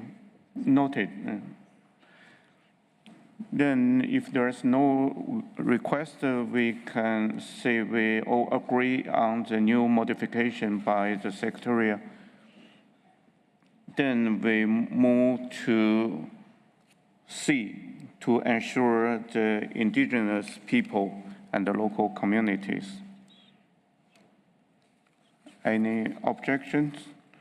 If no, we go through paragraph D to consider the need for additional indicators. Democratic Republic of the Congo, followed by Russia.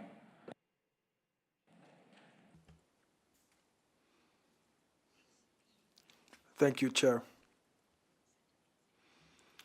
This is where we had asked that this be moved up to B, which we just completed consideration of, and say the trends concerning the access of indigenous peoples and local communities to funding to facilitate the implementation of the Kunming-Montreal Global Biodiversity Framework. Thank you.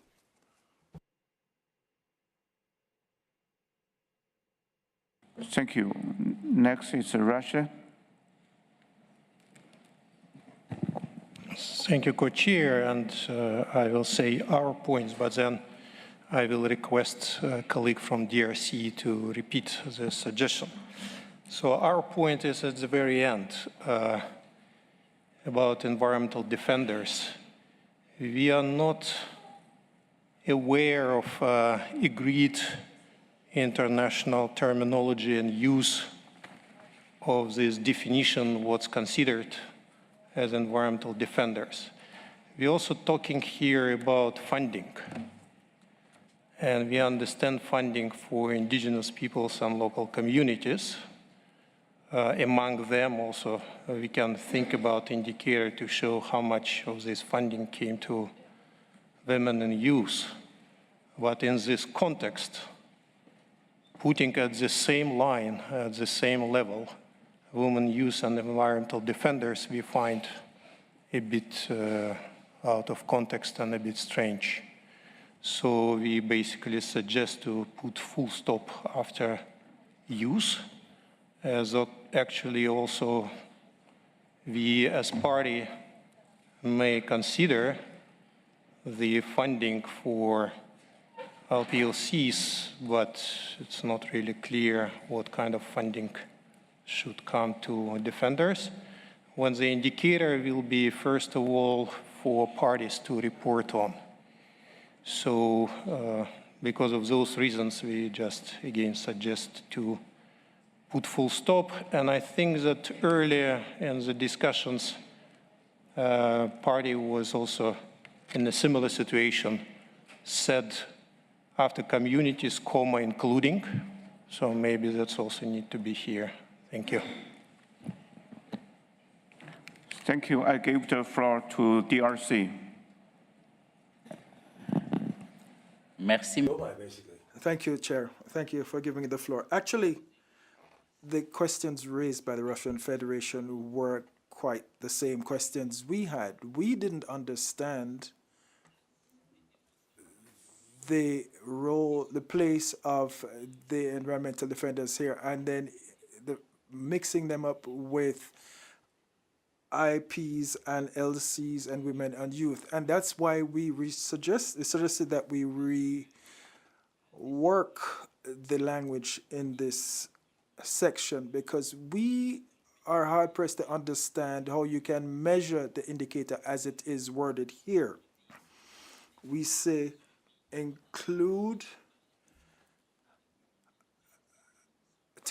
additional indicators, including an indicator for monitoring, funding, etc. So we said it should be worded as trends in indigenous peoples and local communities, access, including women and youth, access to funding to facilitate implementation of the Kunming-Montreal Global Biodiversity Framework. That was the first part of our intervention. The second part was to say, move D as we there to B, so it would be little Roman 3 on the subparagraph B, so we could cover the need for that indicator as well. Thank you.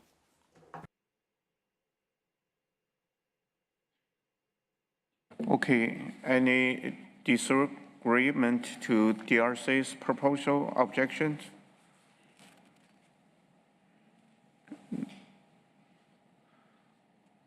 Now I give the floor to Colombia, because you were in the pre-request list. Gracias, señor. Thank you, Chair.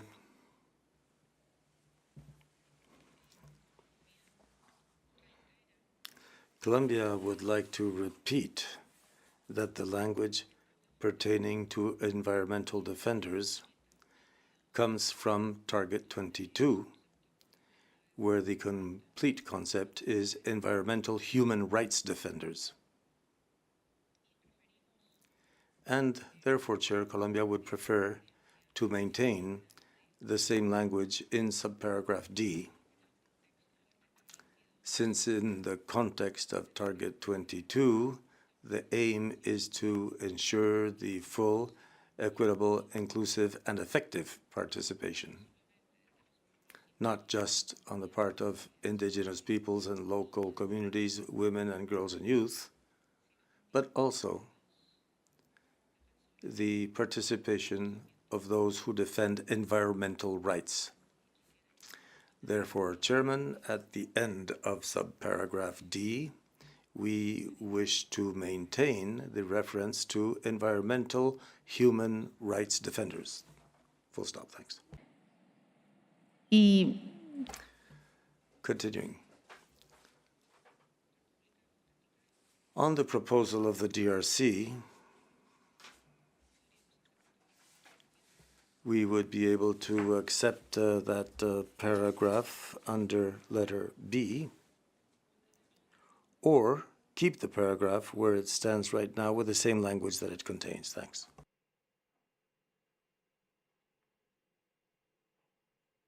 Thank you, Colombia. Now I give the floor to Russia. So just would like to comment on a suggestion from DRC. So we are happy to proceed with the language as suggested by DRC.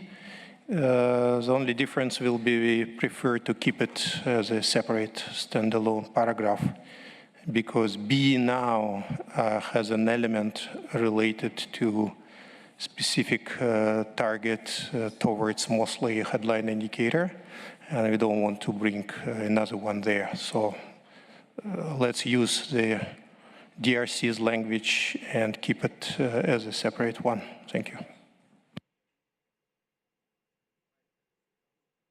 Thank you. EU, you have the floor.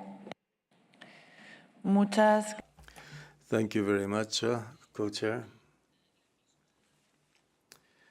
On that same paragraph where Colombia intervened, the EU and its member states would like to maintain the reference to environmental rights defenders or defenders of environmental rights, due to the crucial importance that these people have for the defense of biodiversity and due to the link with other reference on the subject within the global biodiversity framework. And furthermore, also, because in this case, we are making a proposal to consider the possibility of additional indicators. So, if there are any challenges in developing this indicator, we will see what context that difficulty arises in, but we believe that here we should make the full request and include all of the information, including that of environmental human rights defenders. Therefore, Chair, we support Colombia's proposal to maintain this reference. Thank you. Thank you, EU. Next is Switzerland. Thank you, Mr. Co-Chair. It gets a bit tricky to follow all the changes and amendments, but we're trying to follow. So as mentioned, we would also like to keep the paragraph D separate, as it has been mentioned by Russia. We can support, when it comes to the content, what has been mentioned by the EU. Now, my general comment would be, now we are starting to ask quite a lot, or invite the ATEC to consider quite a lot. For those who have been at Substat 25, we already asked and invited the ATEC to do quite a lot until Substat 26, which will take place just in a few months from now. And so there is just a lot to do for the ATEC, and we thought, since the co-chair of the ATEC is here, it might be of value to hear a bit how he sees all the work, and just that we understand a bit, not that we without knowing give too much burden to the ATEC. Thank you. Thank you, Switzerland. Then DRC again.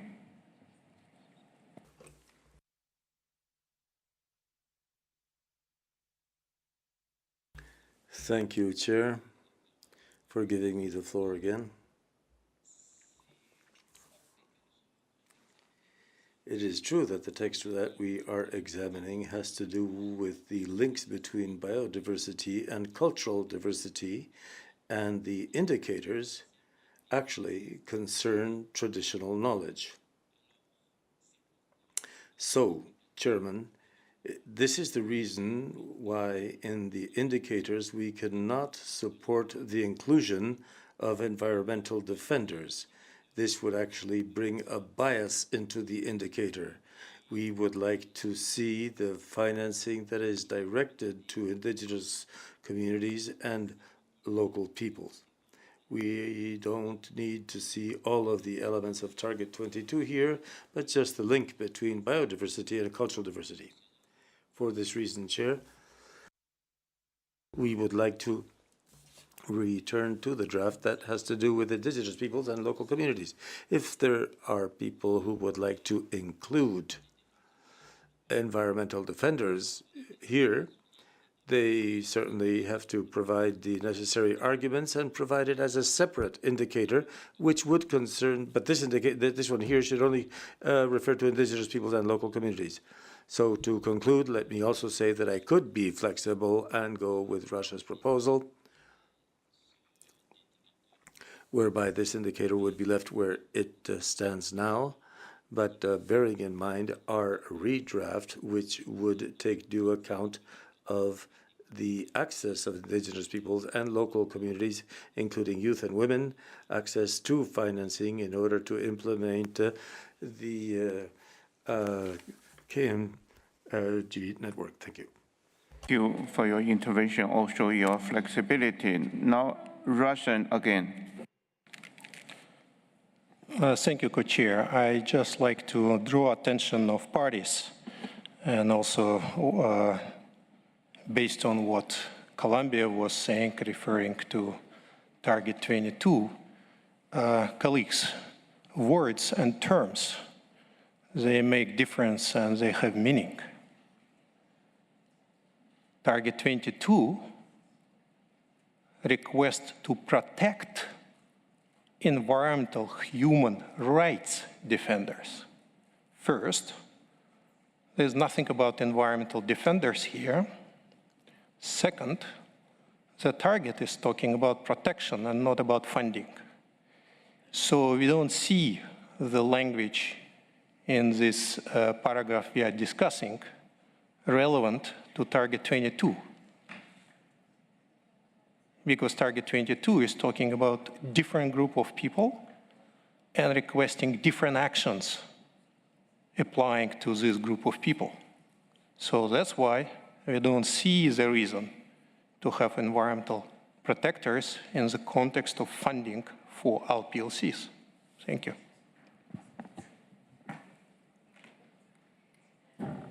Thank you, Russia. Then UK. Thank you very much indeed, Co-Chair. Thank you to Switzerland for asking the question about the capacity of the Arctic and speaking as the Co-Chair. I think there's 2 or 3 comments that I would like to make, if I may, please. The first is that the Arctic is approximately halfway through its work, as I said in my presentation on Monday. We have 2 online meetings and a face-to-face meeting, plus obviously work between those meetings in order to complete an already very full mandate. It's worth noting that we are going to be working very hard to do that. If I may, I would like to refer to paragraph 2 of the L8 paper from Substa 25, because we did have, as Switzerland says, a lot of discussion at Substa 25 about the priorities of the work for the Arctic to continue. And that paragraph 2 in the L8 paper requests the expert group to continue the work mandated in subparagraphs 1AI to III of the Annex to Decision 15.5 of 19th December 2022 to identify and provide technical advice to fill critical gaps to improve the monitoring framework, in particular on headline indicators that do not have an existing methodology, and, time permitting, on elements of the targets and goals not covered by any headline indicator. And effectively, that asks the Arctic to undertake a gap analysis, but not to develop new headline indicators. We are able to do work on trying to improve the monitoring framework as was decided in Decision 15.5, but I think it is probably too much to ask us to develop from scratch new headline indicators that were not within that decision. And therefore, I think it's actually really important to be clear that what we can do is to consider possible indicators, and we can try as far as we can to provide parties and other stakeholders with advice. But I think we need to be clear that adding more tasks, particularly if they are asking the RTEG to do further development work, will be a stretch.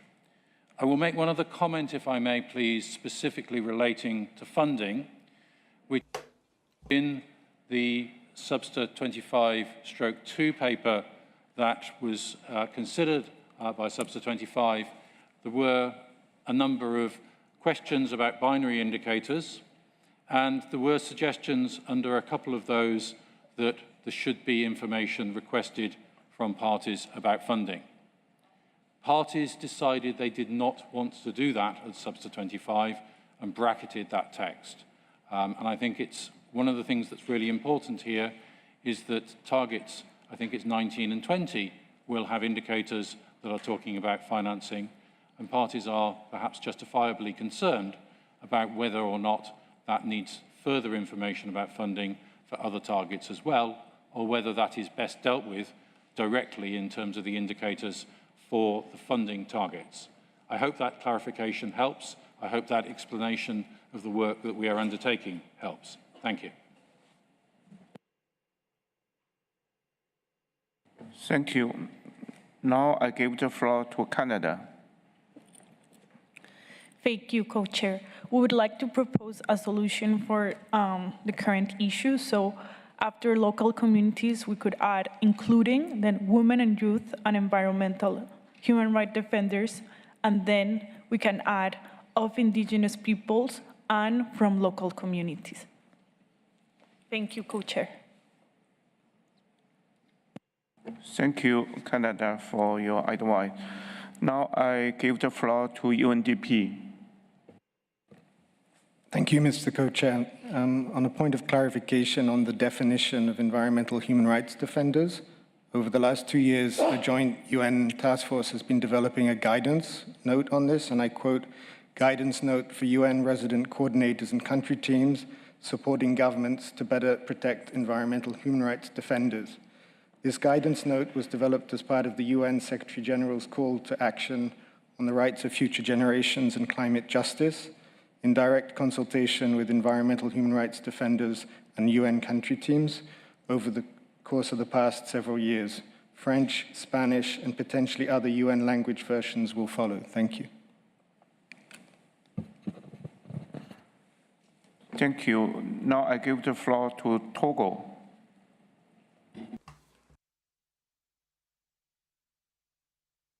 Thank you, Chair. I'm taking the floor because I'm still trying to understand what is at stake when we mention rights defenders. I think that countries had already expressed their concern concerning this language, but I see that it keeps returning to the table. So I would like to say that we share the concern expressed by our colleague from the RDC and also from Russia. Because in our view, the language can give a certain bias to the text that we are working on. We are not against having indicators for the defenders of human rights or the defenders of the environment, etc. There are many indicators and, of course, good reasons to have them. However, is this the right place to make the mention of these indicators? It is not just enough to have indicators to have them and sprinkle them about. I think, since here we are zooming in on indigenous peoples and local communities, in particular as regards this document, I think, therefore, that the link with these issues is important, but I don't think that here it is particularly useful to keep that mention. Now, when you look at Target 22, you can see that there are other people also mentioned. For example, mention of people, handicapped people, children, etc. Why aren't all those groups mentioned here in the indicators? Well, because they will be addressed elsewhere. So I think if we want to be concise and keep the discussion focused, we need to ensure that any decision we make is much more precise. Thank you. Thank you. Next floor give to Algeria. Merci. Thank you, Chair, for giving me the floor. I'd like to support my colleague from Togo because when I reread Target 22, as it is drafted in regard to environmental defenders, that basically ends up not making any sense here. Thanks. Thank you, Algeria. Then it's Russia again. So, Co-Chair, I was attentively listening to the intervention of the co-chair of the expert group, who raised a very important issues, first of all, around the capacity of the group to work on indicators, especially new. Second, on actually reminding us the discussion a few weeks ago in Nairobi, where it's true that parties were not interested to see funding indicators. And the last point again on, I hear UNDP on environmental human rights defenders, and Canada suggested this language. So again, it's not a language about environmental defenders. But look even at the explanation of targets shown on the CBD website, in accordance also with the kind of approaches to indicators. The indicator there is actually suggesting to measure trends and the number of defenders killed. There's nothing there about funding them.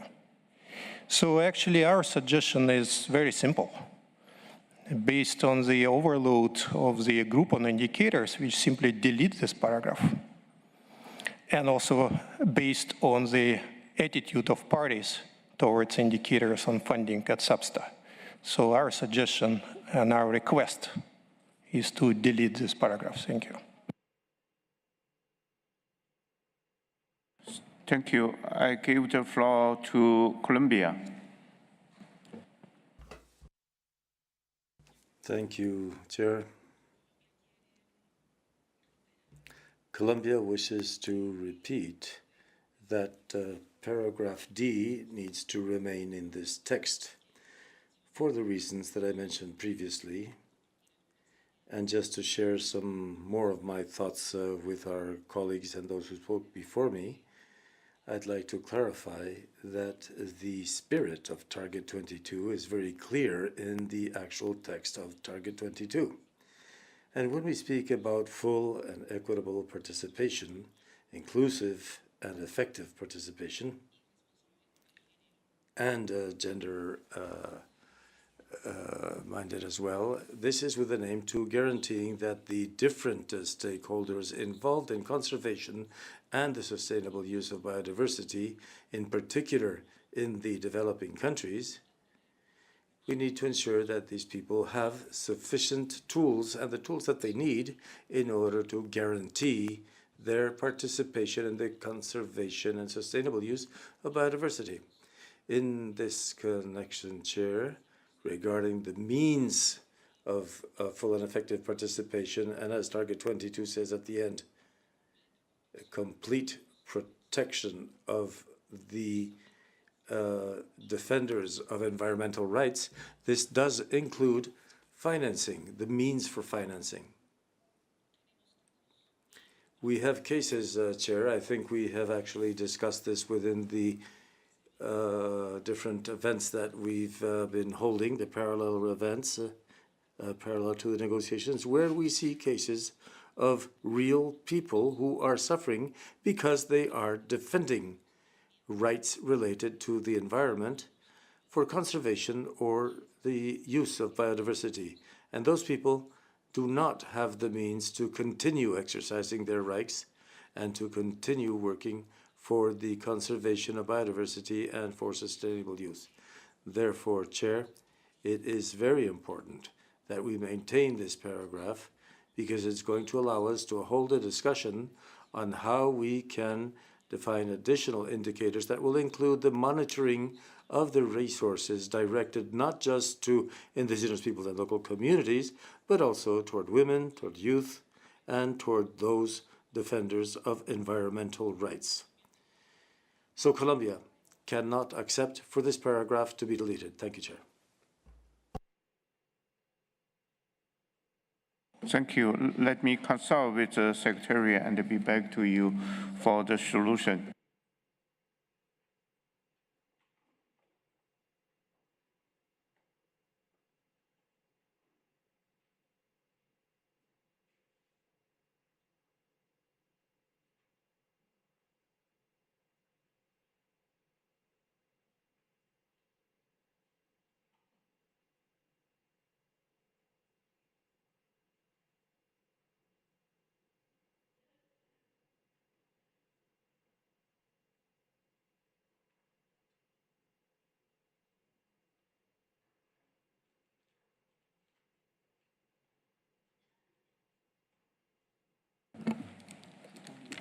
Thank you, all the interventors, but we still have some gaps.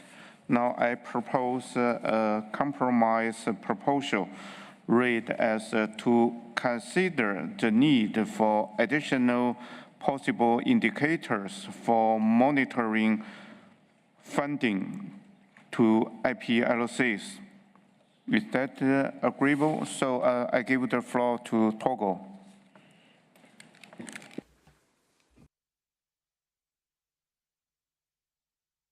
Thank you, Chair.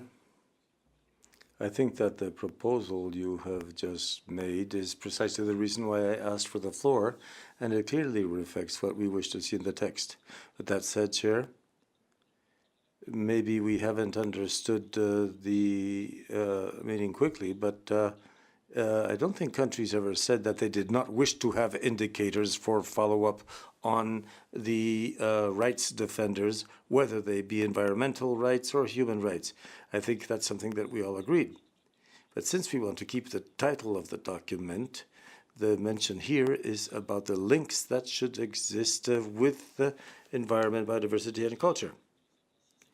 What we are concerned with here is seeing how the indigenous people and local communities can contribute to that. So what the level of the link is, and that is why we have questions, because if you put everything in the text here, is it still going to remain relevant? That is the question. So we fully agree with the proposal that the co-chair has just made. Thank you.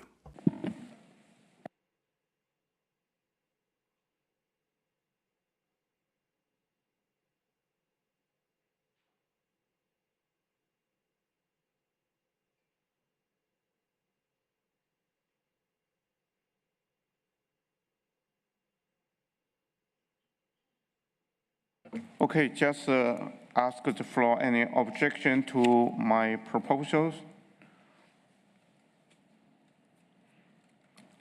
If no, Russian, you have the floor, followed by Colombia. Co-chair, no objection yet, but please, can you read it again?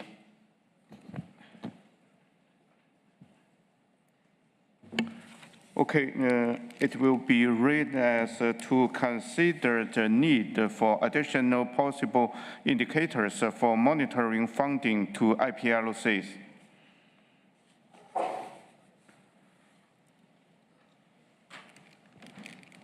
Thank you, Co-Chair. So the text is okay with us. That doesn't, of course, fix the issue of additional work and burden, both for the indicator group and for SABSTA. But as language is flexible enough in terms of to consider, and you may very quickly consider this issue, so we can live with your text. Thank you for your flexibility. I give the floor to Colombia. Thank you, Chair. My apologies, but I cannot agree to your proposal. Your proposal, sir, does not take on board any of my arguments or any of my suggestions. The only option that we can accept is for there to be an additional paragraph specifically mentioning indicators for environmental defenders.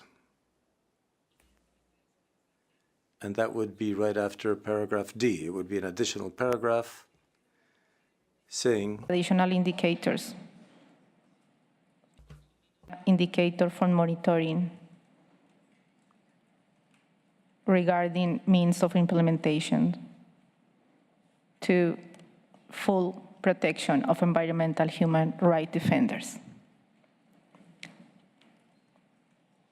Gracias, señor presidente. Thank you, Chair. Thank you. Let me consult with the Secretary.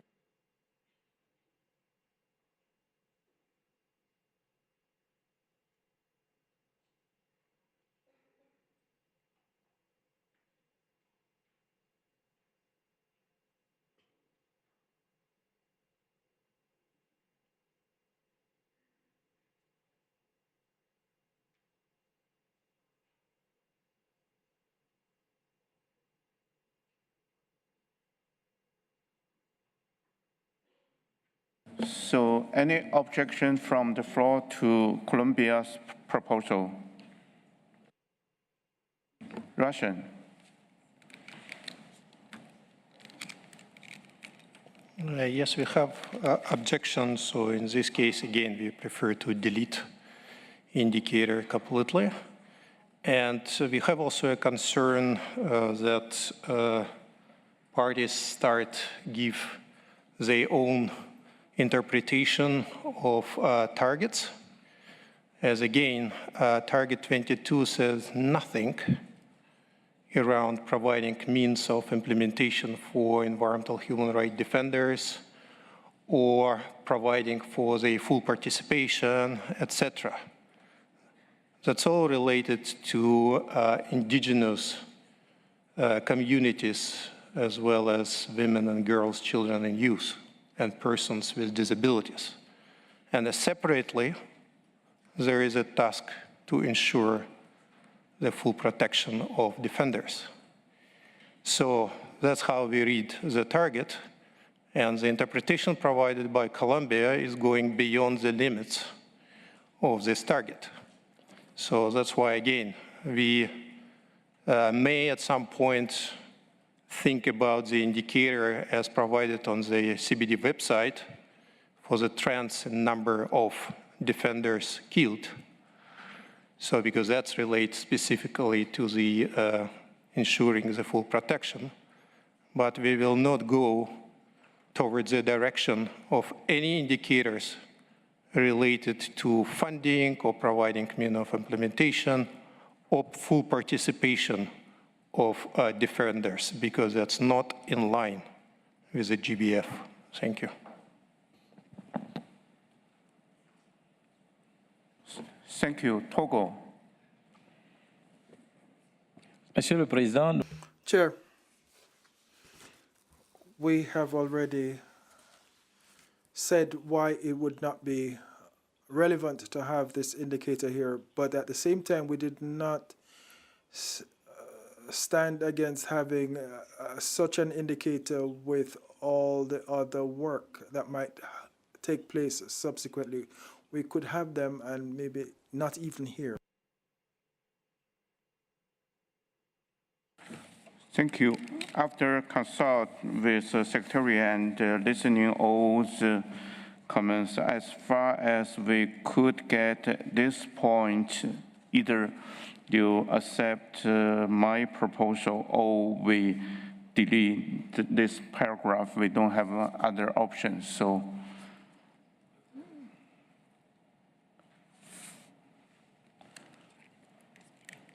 if there is no agreement on my proposal, then we have to delete this paragraph.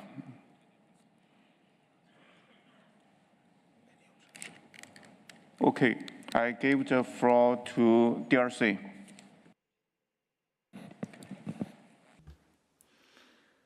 Chair, there's been a great deal of support for your proposal, and the DRC is also supporting it, so we can go along with your proposal, sir. Thank you.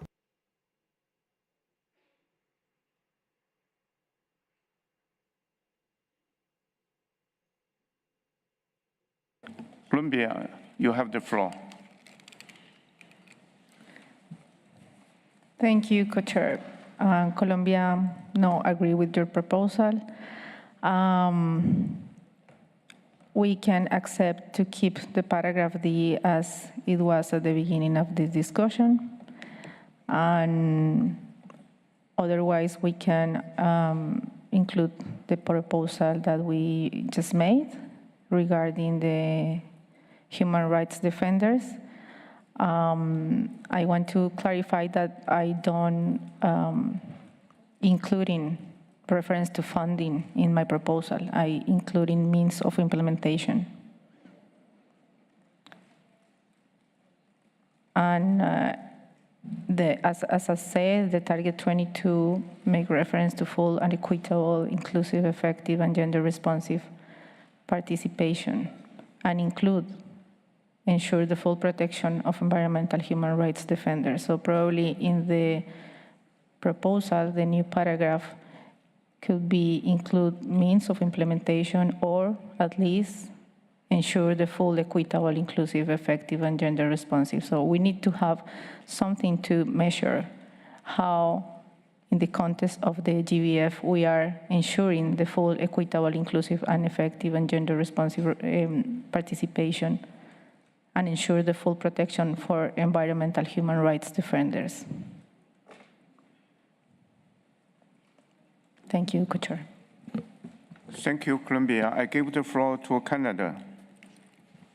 Thank you, Co-Chair. I really Canada believes that the middle ground would be to make this about Indigenous peoples and local communities.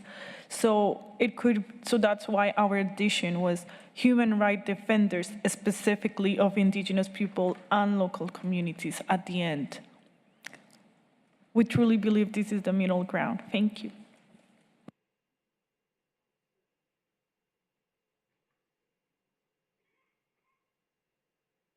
Thank you, Canada. Let me consult with the Secretariat.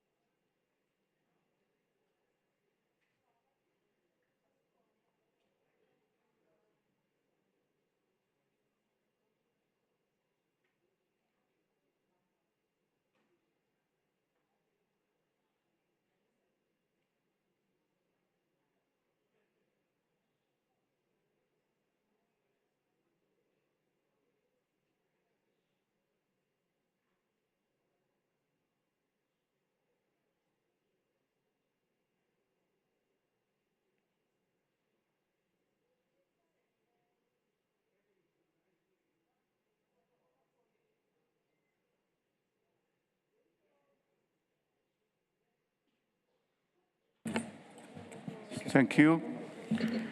So taking into account all the intervention and after consultation with the Secretariat, I make a new proposal for the paragraph D to be read as, if possible, my final compromise to consider the need for additional indicators, including an indicator for monitoring funding to indigenous people and local communities, full stop, because this is all agreed.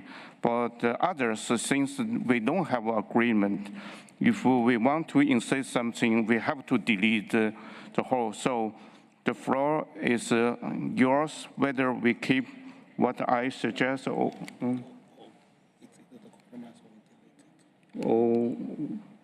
we delete all, because there is no consensus, then we cannot move on.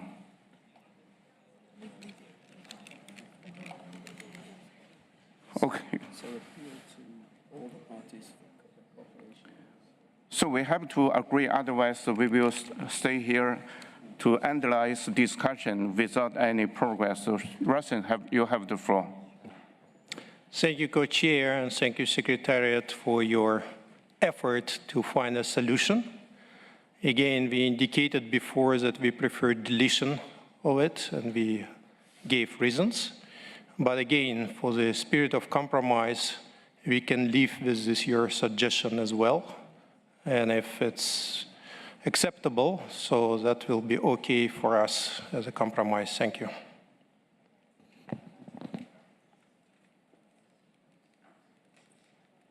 So I gave the floor to Colombia as a priority. Gracias. Thank you, Co-Chair. Actually, I can't really understand how this could be a proposal that takes into account what we have said in this working group. Perhaps I would suggest that we take Canada's proposal into consideration, because Colombia could live with it for the sake of consensus. That is to say, Canada's proposal to include after the local communities, environmental human rights defenders from indigenous peoples and local communities. Thank you, Chair.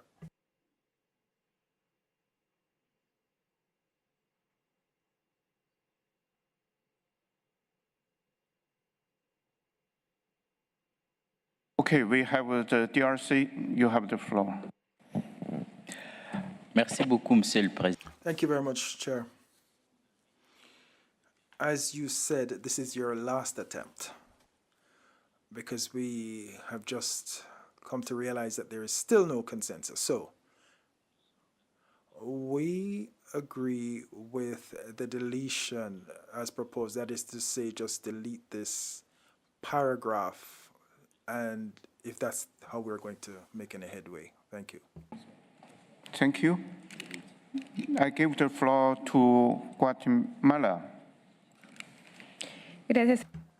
Thank you, Co-Chair.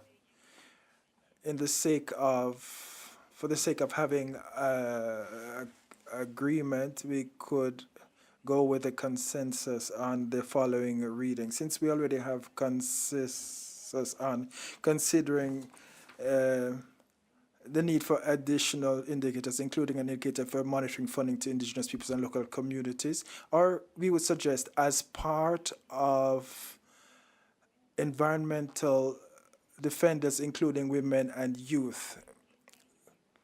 Although it is true that this indicator is geared towards IPs and LCs, we have to remember that they are also environmental defenders, and on a daily basis, they are giving their lives to defend biological diversity. Thank you. Togo. Merci, Monsieur le Président. Thank you, Chair. We had requested the floor to support your proposal. Now, with respect to Guatemala's proposal just now, we find that it is pertinent. If, in fact, we're talking about women and youth, we wouldn't have a problem, because in certain texts, we already come to the understanding that there were women and youths, but it's women and youths from local communities or from indigenous people. So we wouldn't have a problem with that. So strictly speaking, if it's women and youths, we could easily add them. But with respect to Canada's proposal, which was supported by Colombia, we think that it's basically the same thing, whether we put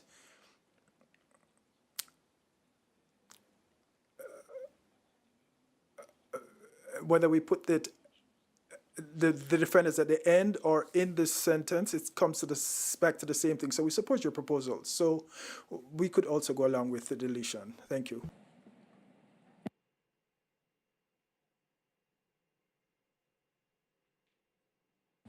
Russian, please. Thank you, Co-Chair, and I promise it's also my last attempt to find a solution, because the next one, there is no attempt, just simply to delete. I would like to maybe give my understanding of your elegant solution, because first of all, you are very cleverly saving the request for this indicator in general. Secondly, your suggestion to put full stop after indigenous peoples means that all of them are included. And I also like to draw attention of some parties who seems to forget about one element of Target 22, which refer also to disabled people. I don't know why we don't care about them, but care about defenders. So I think that your suggestion is a very elegant way forward, basically allowed to bring everything what's needed into it. So again, we support it. Thank you. Thank you. UK?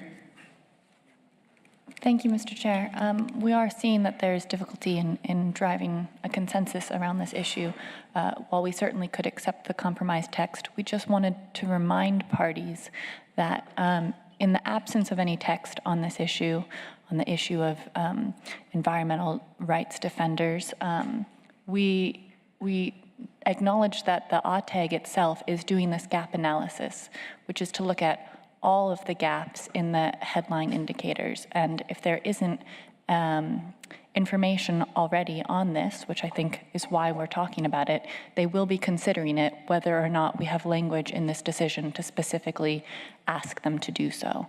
And kind of with that explanation, I wonder if it would help then for parties to be willing to delete this element of text, because the gap analysis will show all the gaps, and the ATEG will be considering all of those gaps.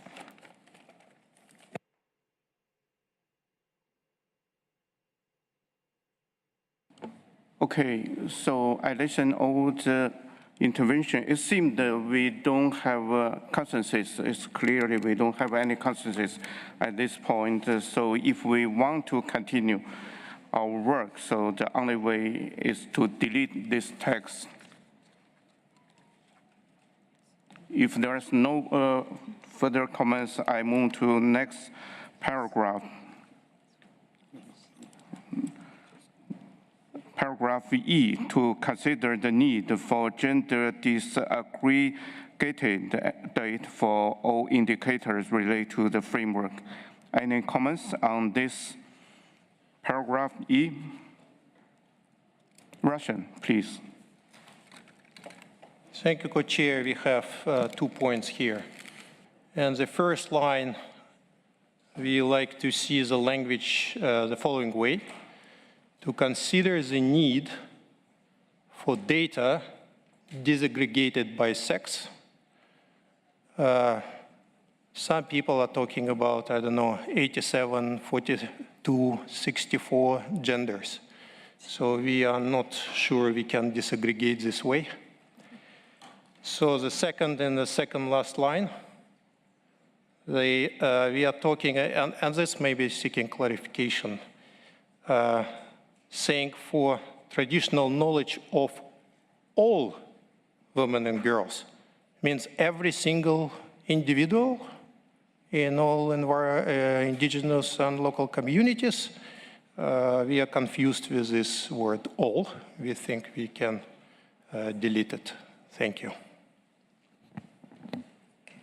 Thank you.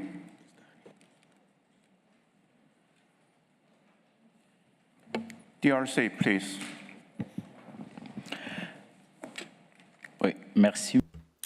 Thank you, Chair.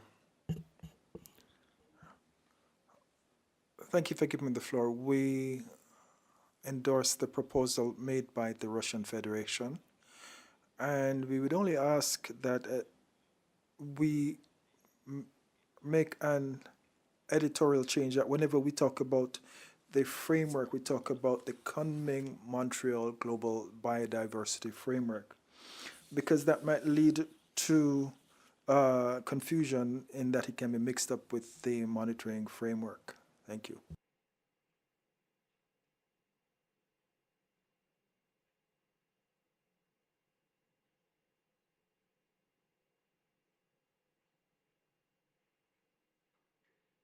Okay, I give the floor to Secretariat for clarification. Oui, monsieur, merci, Monsieur le Président. Thank you, Chair. Yes, we have taken note of the correction of the title so that it can be aligned with the rest of the document. Thank you.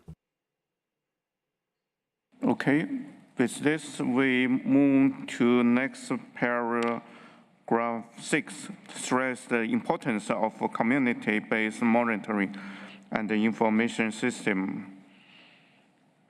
DRC, you have the floor. Merci, Monsieur. Thank you, Chair. I thought we were going to be discussing paragraph 5. Yes, we were discussing with paragraph 5, but there is no further comments. If you have more comments, you can go on. Oui, merci beaucoup. Yes, thank you for giving me the floor. Actually, I just wanted to try here to remind us of the need to follow the hierarchical order of the stakeholders in this paragraph. It's true that generally this is geared towards local indigenous peoples and local communities, but before that they are nationals. They have a national identity, so we should probably start by encouraging parties, other governments, and then we move on to the indigenous peoples and local communities as we typically do in convention documents. Thank you.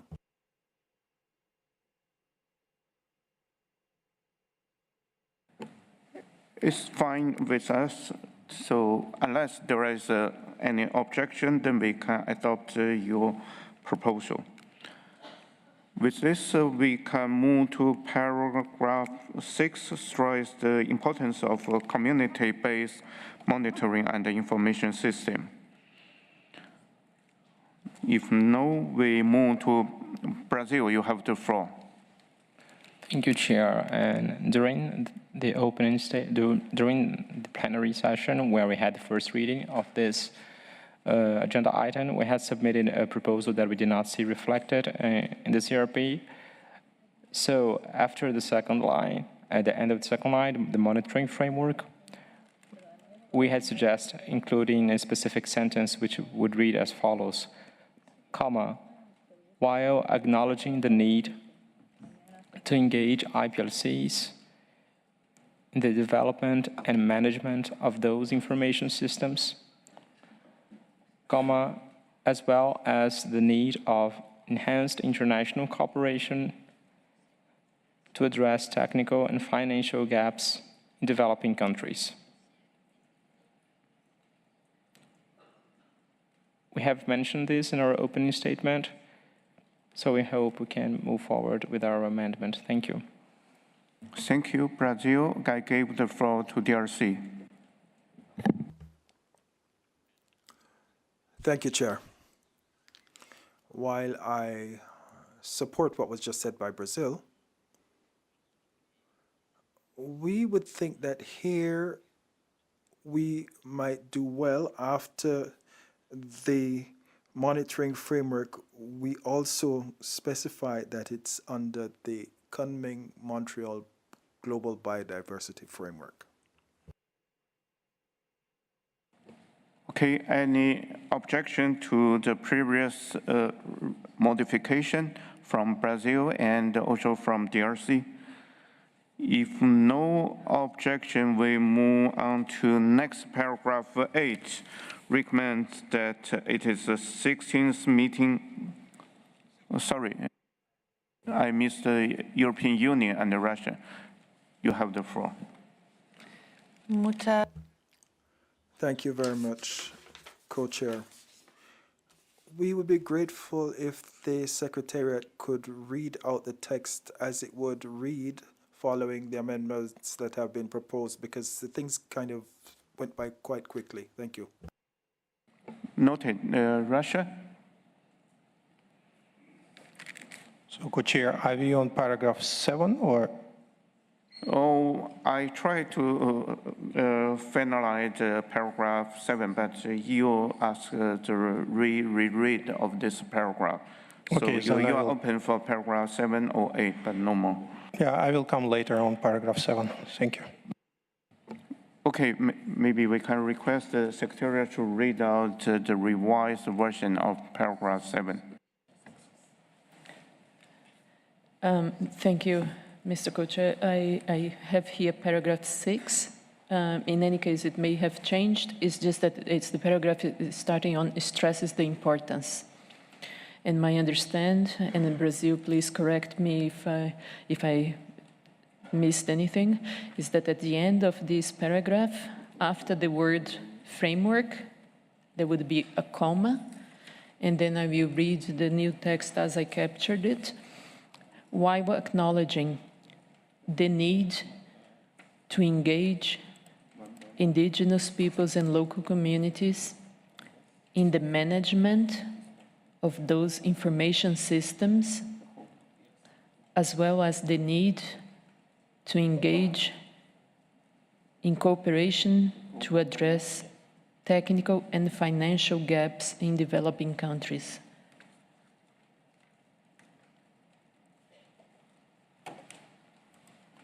Thank you. Brazil?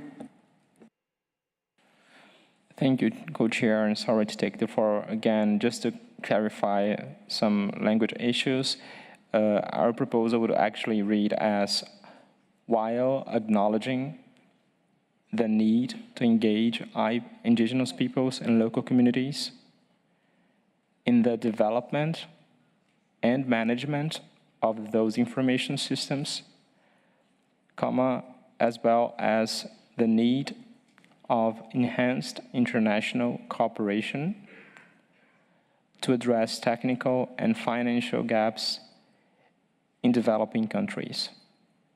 So just to provide some minor corrections. Thank you. Thank you, Brazil. I think your text is noted without any objections. So we come to paragraph 7. Russian, you said that you will have some comments.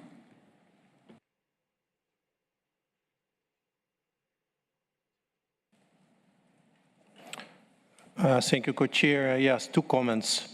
I think line 4, starting with a review of. So similar to what we said before, we like to delete the number 4. So it will read simply a review of the traditional knowledge indicators. And the very last line, we okay to send it for consideration by the 26th meeting of SBSTA, but we suggest to delete reference to the Conference of the Parties, as actually SBSTA will decide whether it will send to COP, will not send to COP, so we should put full stop here with the SBSTA 26th meeting. Thank you.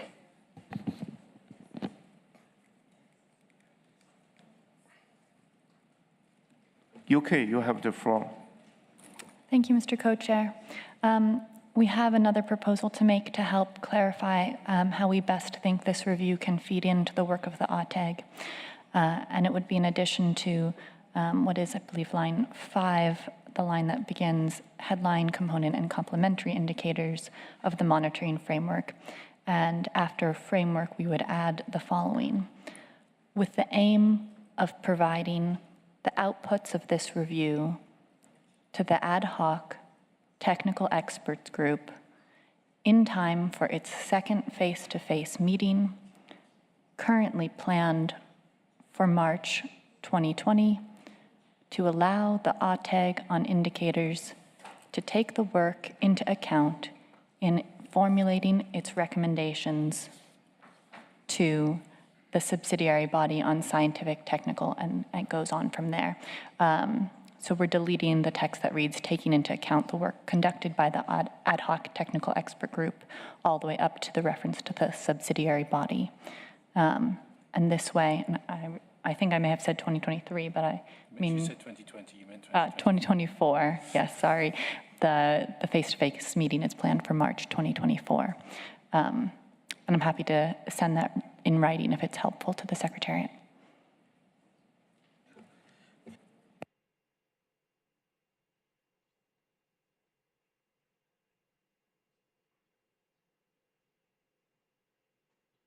So the proposal from Russia and the UK is acceptable to the parties?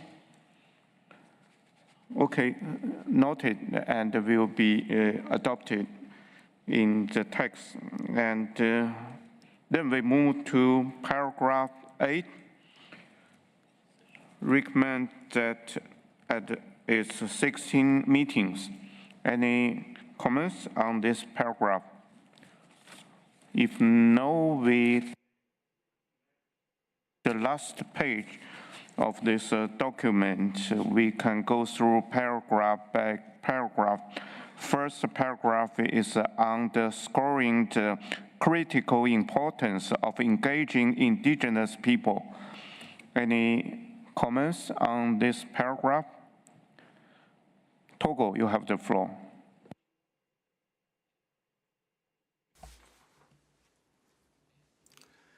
Thank you, Chair. I beg your apology, sir, because I have some concerns regarding the paragraph that says remembering decision, etc. So my concern was actually in regard to that, whereas I think that you have moved forward. So hopefully I would request your indulgence to go back to the paragraph I mentioned. I thought it was the first part of this paragraph, whereas it is actually the second.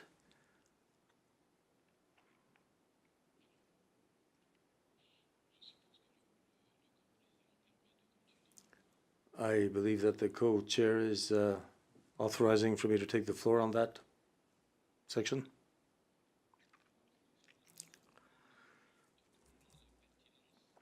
My concern, Chair,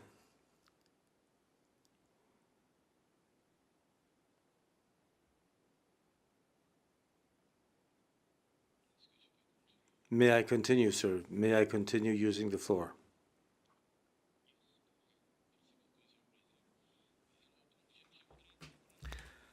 Thank you, Chairman. I would like to understand the relevance of reminding us of the decision concerning the Aichi decisions. Maybe the Secretariat can refresh my memory so that I can understand why it is necessary for us to remember the Aichi framework. Okay, I give the floor to Secretary for clarification related to the Aichi biodiversity target. Oui, merci, Monsieur le Président. En fait, thank you very much to the delegate of Togo for this question.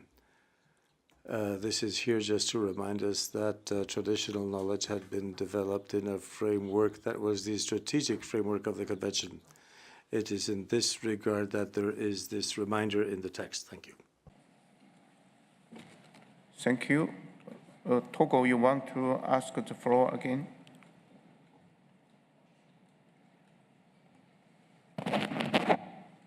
Tout à fait, Monsieur le Président. Yes, exactly, Chairman. As it is drafted, I think that somebody who would read the document may be somewhat surprised to see a decision on something that actually took place, although today we are within a new framework. And somebody reading the text must maybe question why this reminder is provided. If this has no direct connection to what we are doing here, is it really necessary to keep it? And if the purpose is just to show that this decision already contained this type of indicator regarding indigenous peoples and local communities, then maybe that should be clearly spelled out. And in that regard, we would make a proposal providing that link more clearly in order to remind us that the decision was taken, but that it did contain important language concerning the indicators, since those indicators do not refer to the new framework. So that is why we are asking about the relevance of providing this reminder. Thank you.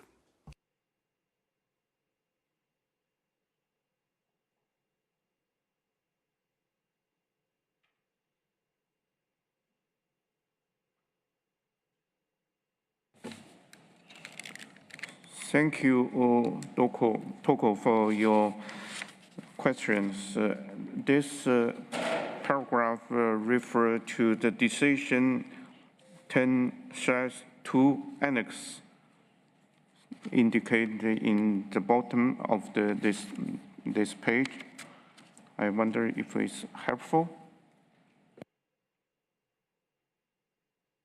Okay, I give the floor to Russian Federation. So, Co-Chair, we have two more kind of editorial comments and one question, but also in reaction to what Togo was saying.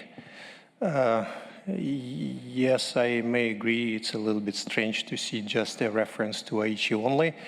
Maybe at least we need to say something like recalling the previous work of the convention on ILPLC-related indicators, including its decision, so at least to give a context, and maybe also give a reference here to some COP15 decision, that it will be at least seen the historical and the current one.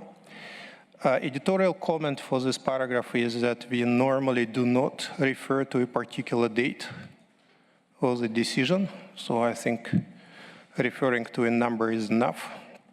And I saw it in several other documents. I think that can be fixed by the Secretariat. And another editorial one, currently it looks like we have 4 preamble paragraphs.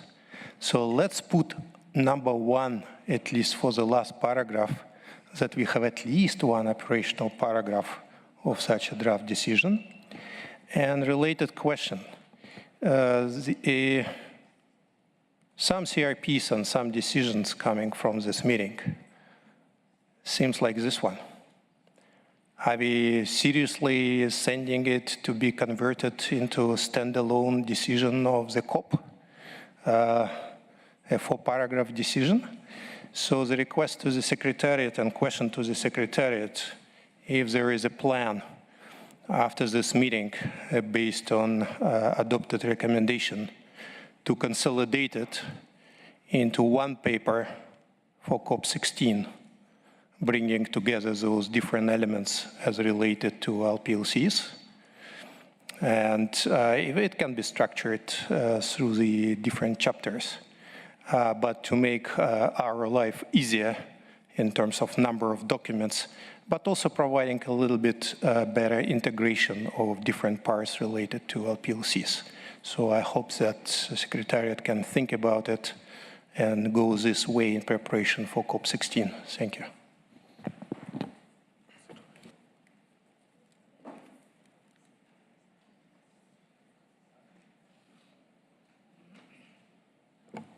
Okay, Russian, for your contribution.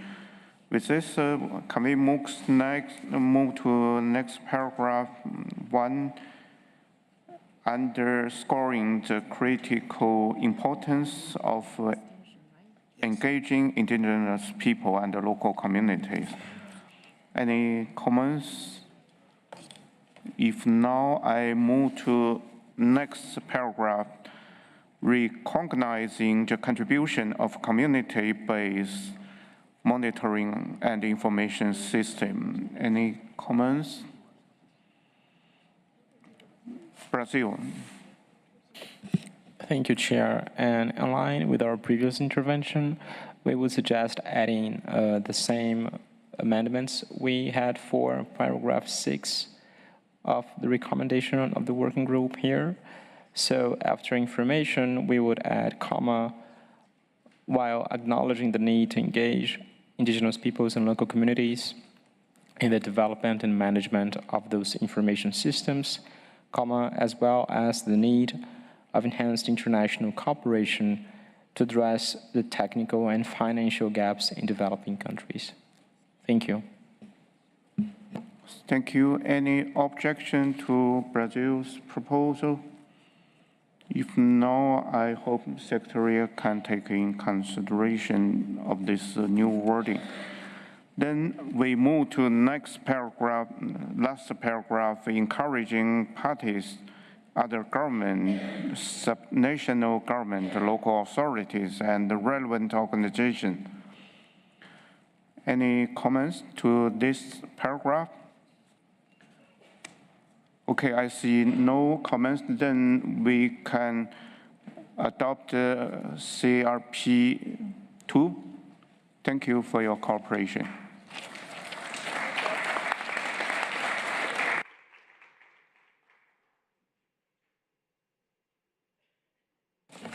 Now, sorry.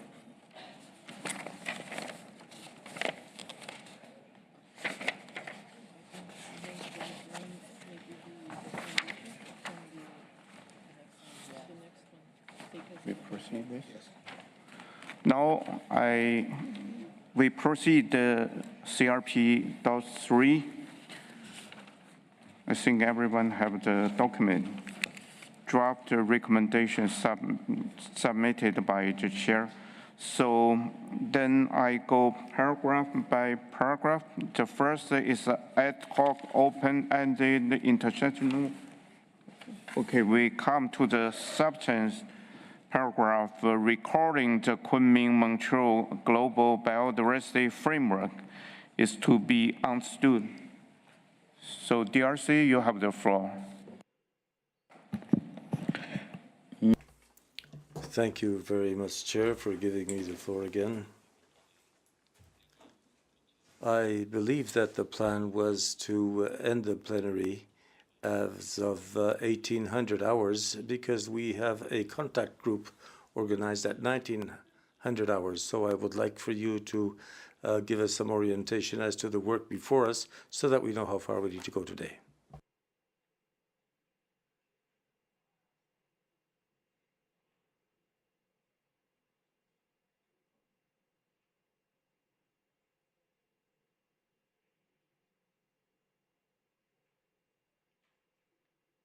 Merci beaucoup. Thank you for your comments. After consult with the Secretariat, our session will be end on 18:20, just 6 minutes later. So if there is no comments on this paragraph, then I move to another paragraph recording also the framework is to be implemented. Then, if there is no comments from the parties, I move to another paragraph having considered the notes by the Secretariat. Point 1, take one of the observations. 2, request the Secretariat to continue to inform the Permanent Forum on Indigenous Issues. I have the Swatini, you have the floor, please. Thank you, Chair. I wanted to make my contribution in the previous paragraph. which started recording also in the 1+ last line where it says the rights that indigenous peoples currently have. We would like to also include indigenous people and local communities. Is it acceptable to the parties or objection? If now I go to, so Togo first, then I give the floor to Canada. Thank you, Chair. My concern has already been addressed by Eswatini. And since you had already moved on to the other paragraph, I don't know whether I should wait until we finish with that part before I get back to this one. Other than paragraph 2, you were on a different paragraph before Eswatini took the floor. Thank you. I give the floor to Canada. Thank you, Mr. Co-Chair. Apologies. That was just a really quick intervention from the distinguished delegate from Eswatini, and we didn't hear it clearly. So we would ask if it could be repeated. Thank you. Swatini, you repeat?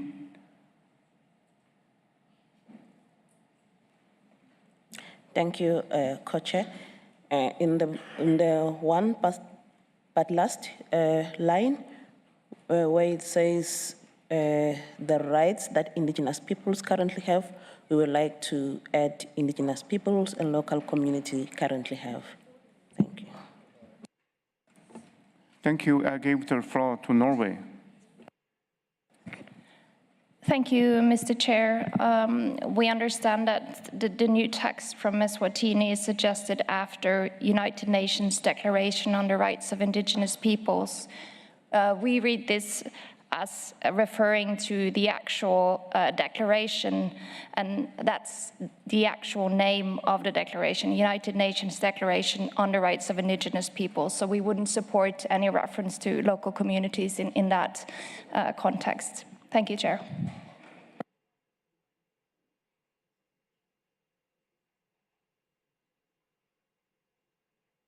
Swatini, you have the floor. Thank you, Co-Chair. In hearing what the delegate who have spoken just before me have said, we will kindly request that we end this paragraph after human rights law, because once you add the aspect that comes after that, then it is our belief that you cannot talk of the rights of indigenous people in this context without talking to the rights of local communities. So if we are to really want to have that paragraph, then it should end after human rights law. Thank you. Thank you, Swatini. Then I give the floor to Togo. Thank you, Chair. I fully agree with the suggestion we have just heard by Swatini, and I would like to point out that our decisions should also reflect the context.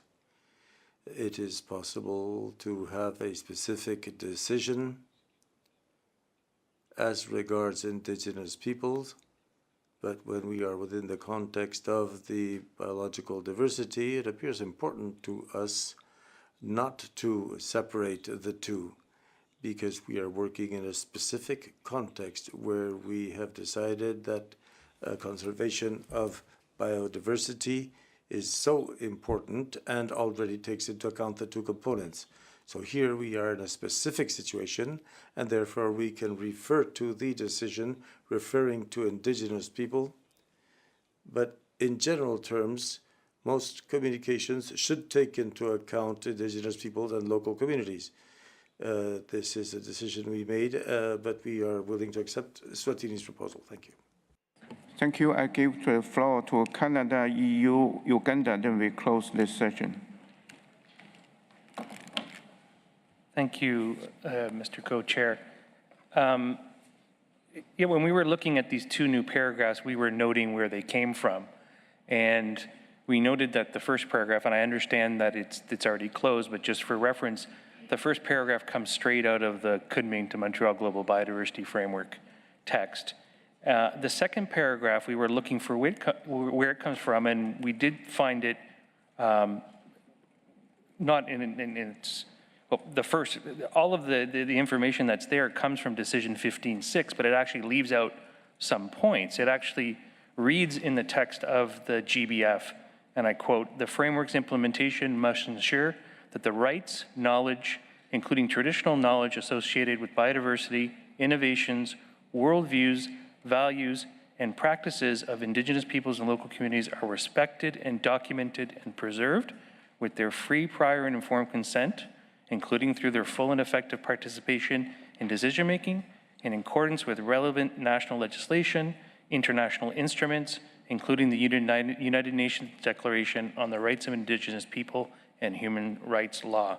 And in fact, there's and I don't have it in front of me, but there's an additional part to it which talks about, which is the last part of this paragraph that our colleague from Eswatini is asking to remove, that clearly references or talks about the fact that anything in the framework may not be construed as diminishing or extinguishing the rights of Indigenous peoples. And so we would support keeping the language here as is. And if we want to make any changes, it should be to make it in line with the text that we all agreed upon 10 months ago. Thank you. Thank you, Canada. Now EU. Gracias, señor. Thank you, Chair. We support the proposal made by Canada. That is to say, we support keeping the paragraph as it is in CRP3 for the reasons that have been given, and because this harks back to Section C. And the most effective thing would be to retain the text proposed. Thank you. Thank you. Last speaker is Uganda. Then we will close the session. Thank you, Chair. I want to contribute to that paragraph as well, and note that while the import of that last part of the sentence points to the fact that the rights of indigenous people will not be diminished or extinguished. Actually, if we keep it like that, we will actually be diminishing or extinguishing the rights of local communities. So we wouldn't support a statement that actually offers rights to one group and removes rights from another group, when actually in the text of the convention, it is one single group which we refer to as indigenous communities and local peoples. So if we are to keep that paragraph, we would actually support the view from Eswatini that we can end after human rights law. Thank you, Chair. Thank you, Uganda. Due to the time constraint, we will conduct the contact group here, so we have to close the session at this moment. Sorry, Brazil and DRC. We will back to this session, resume tomorrow morning. Thank you.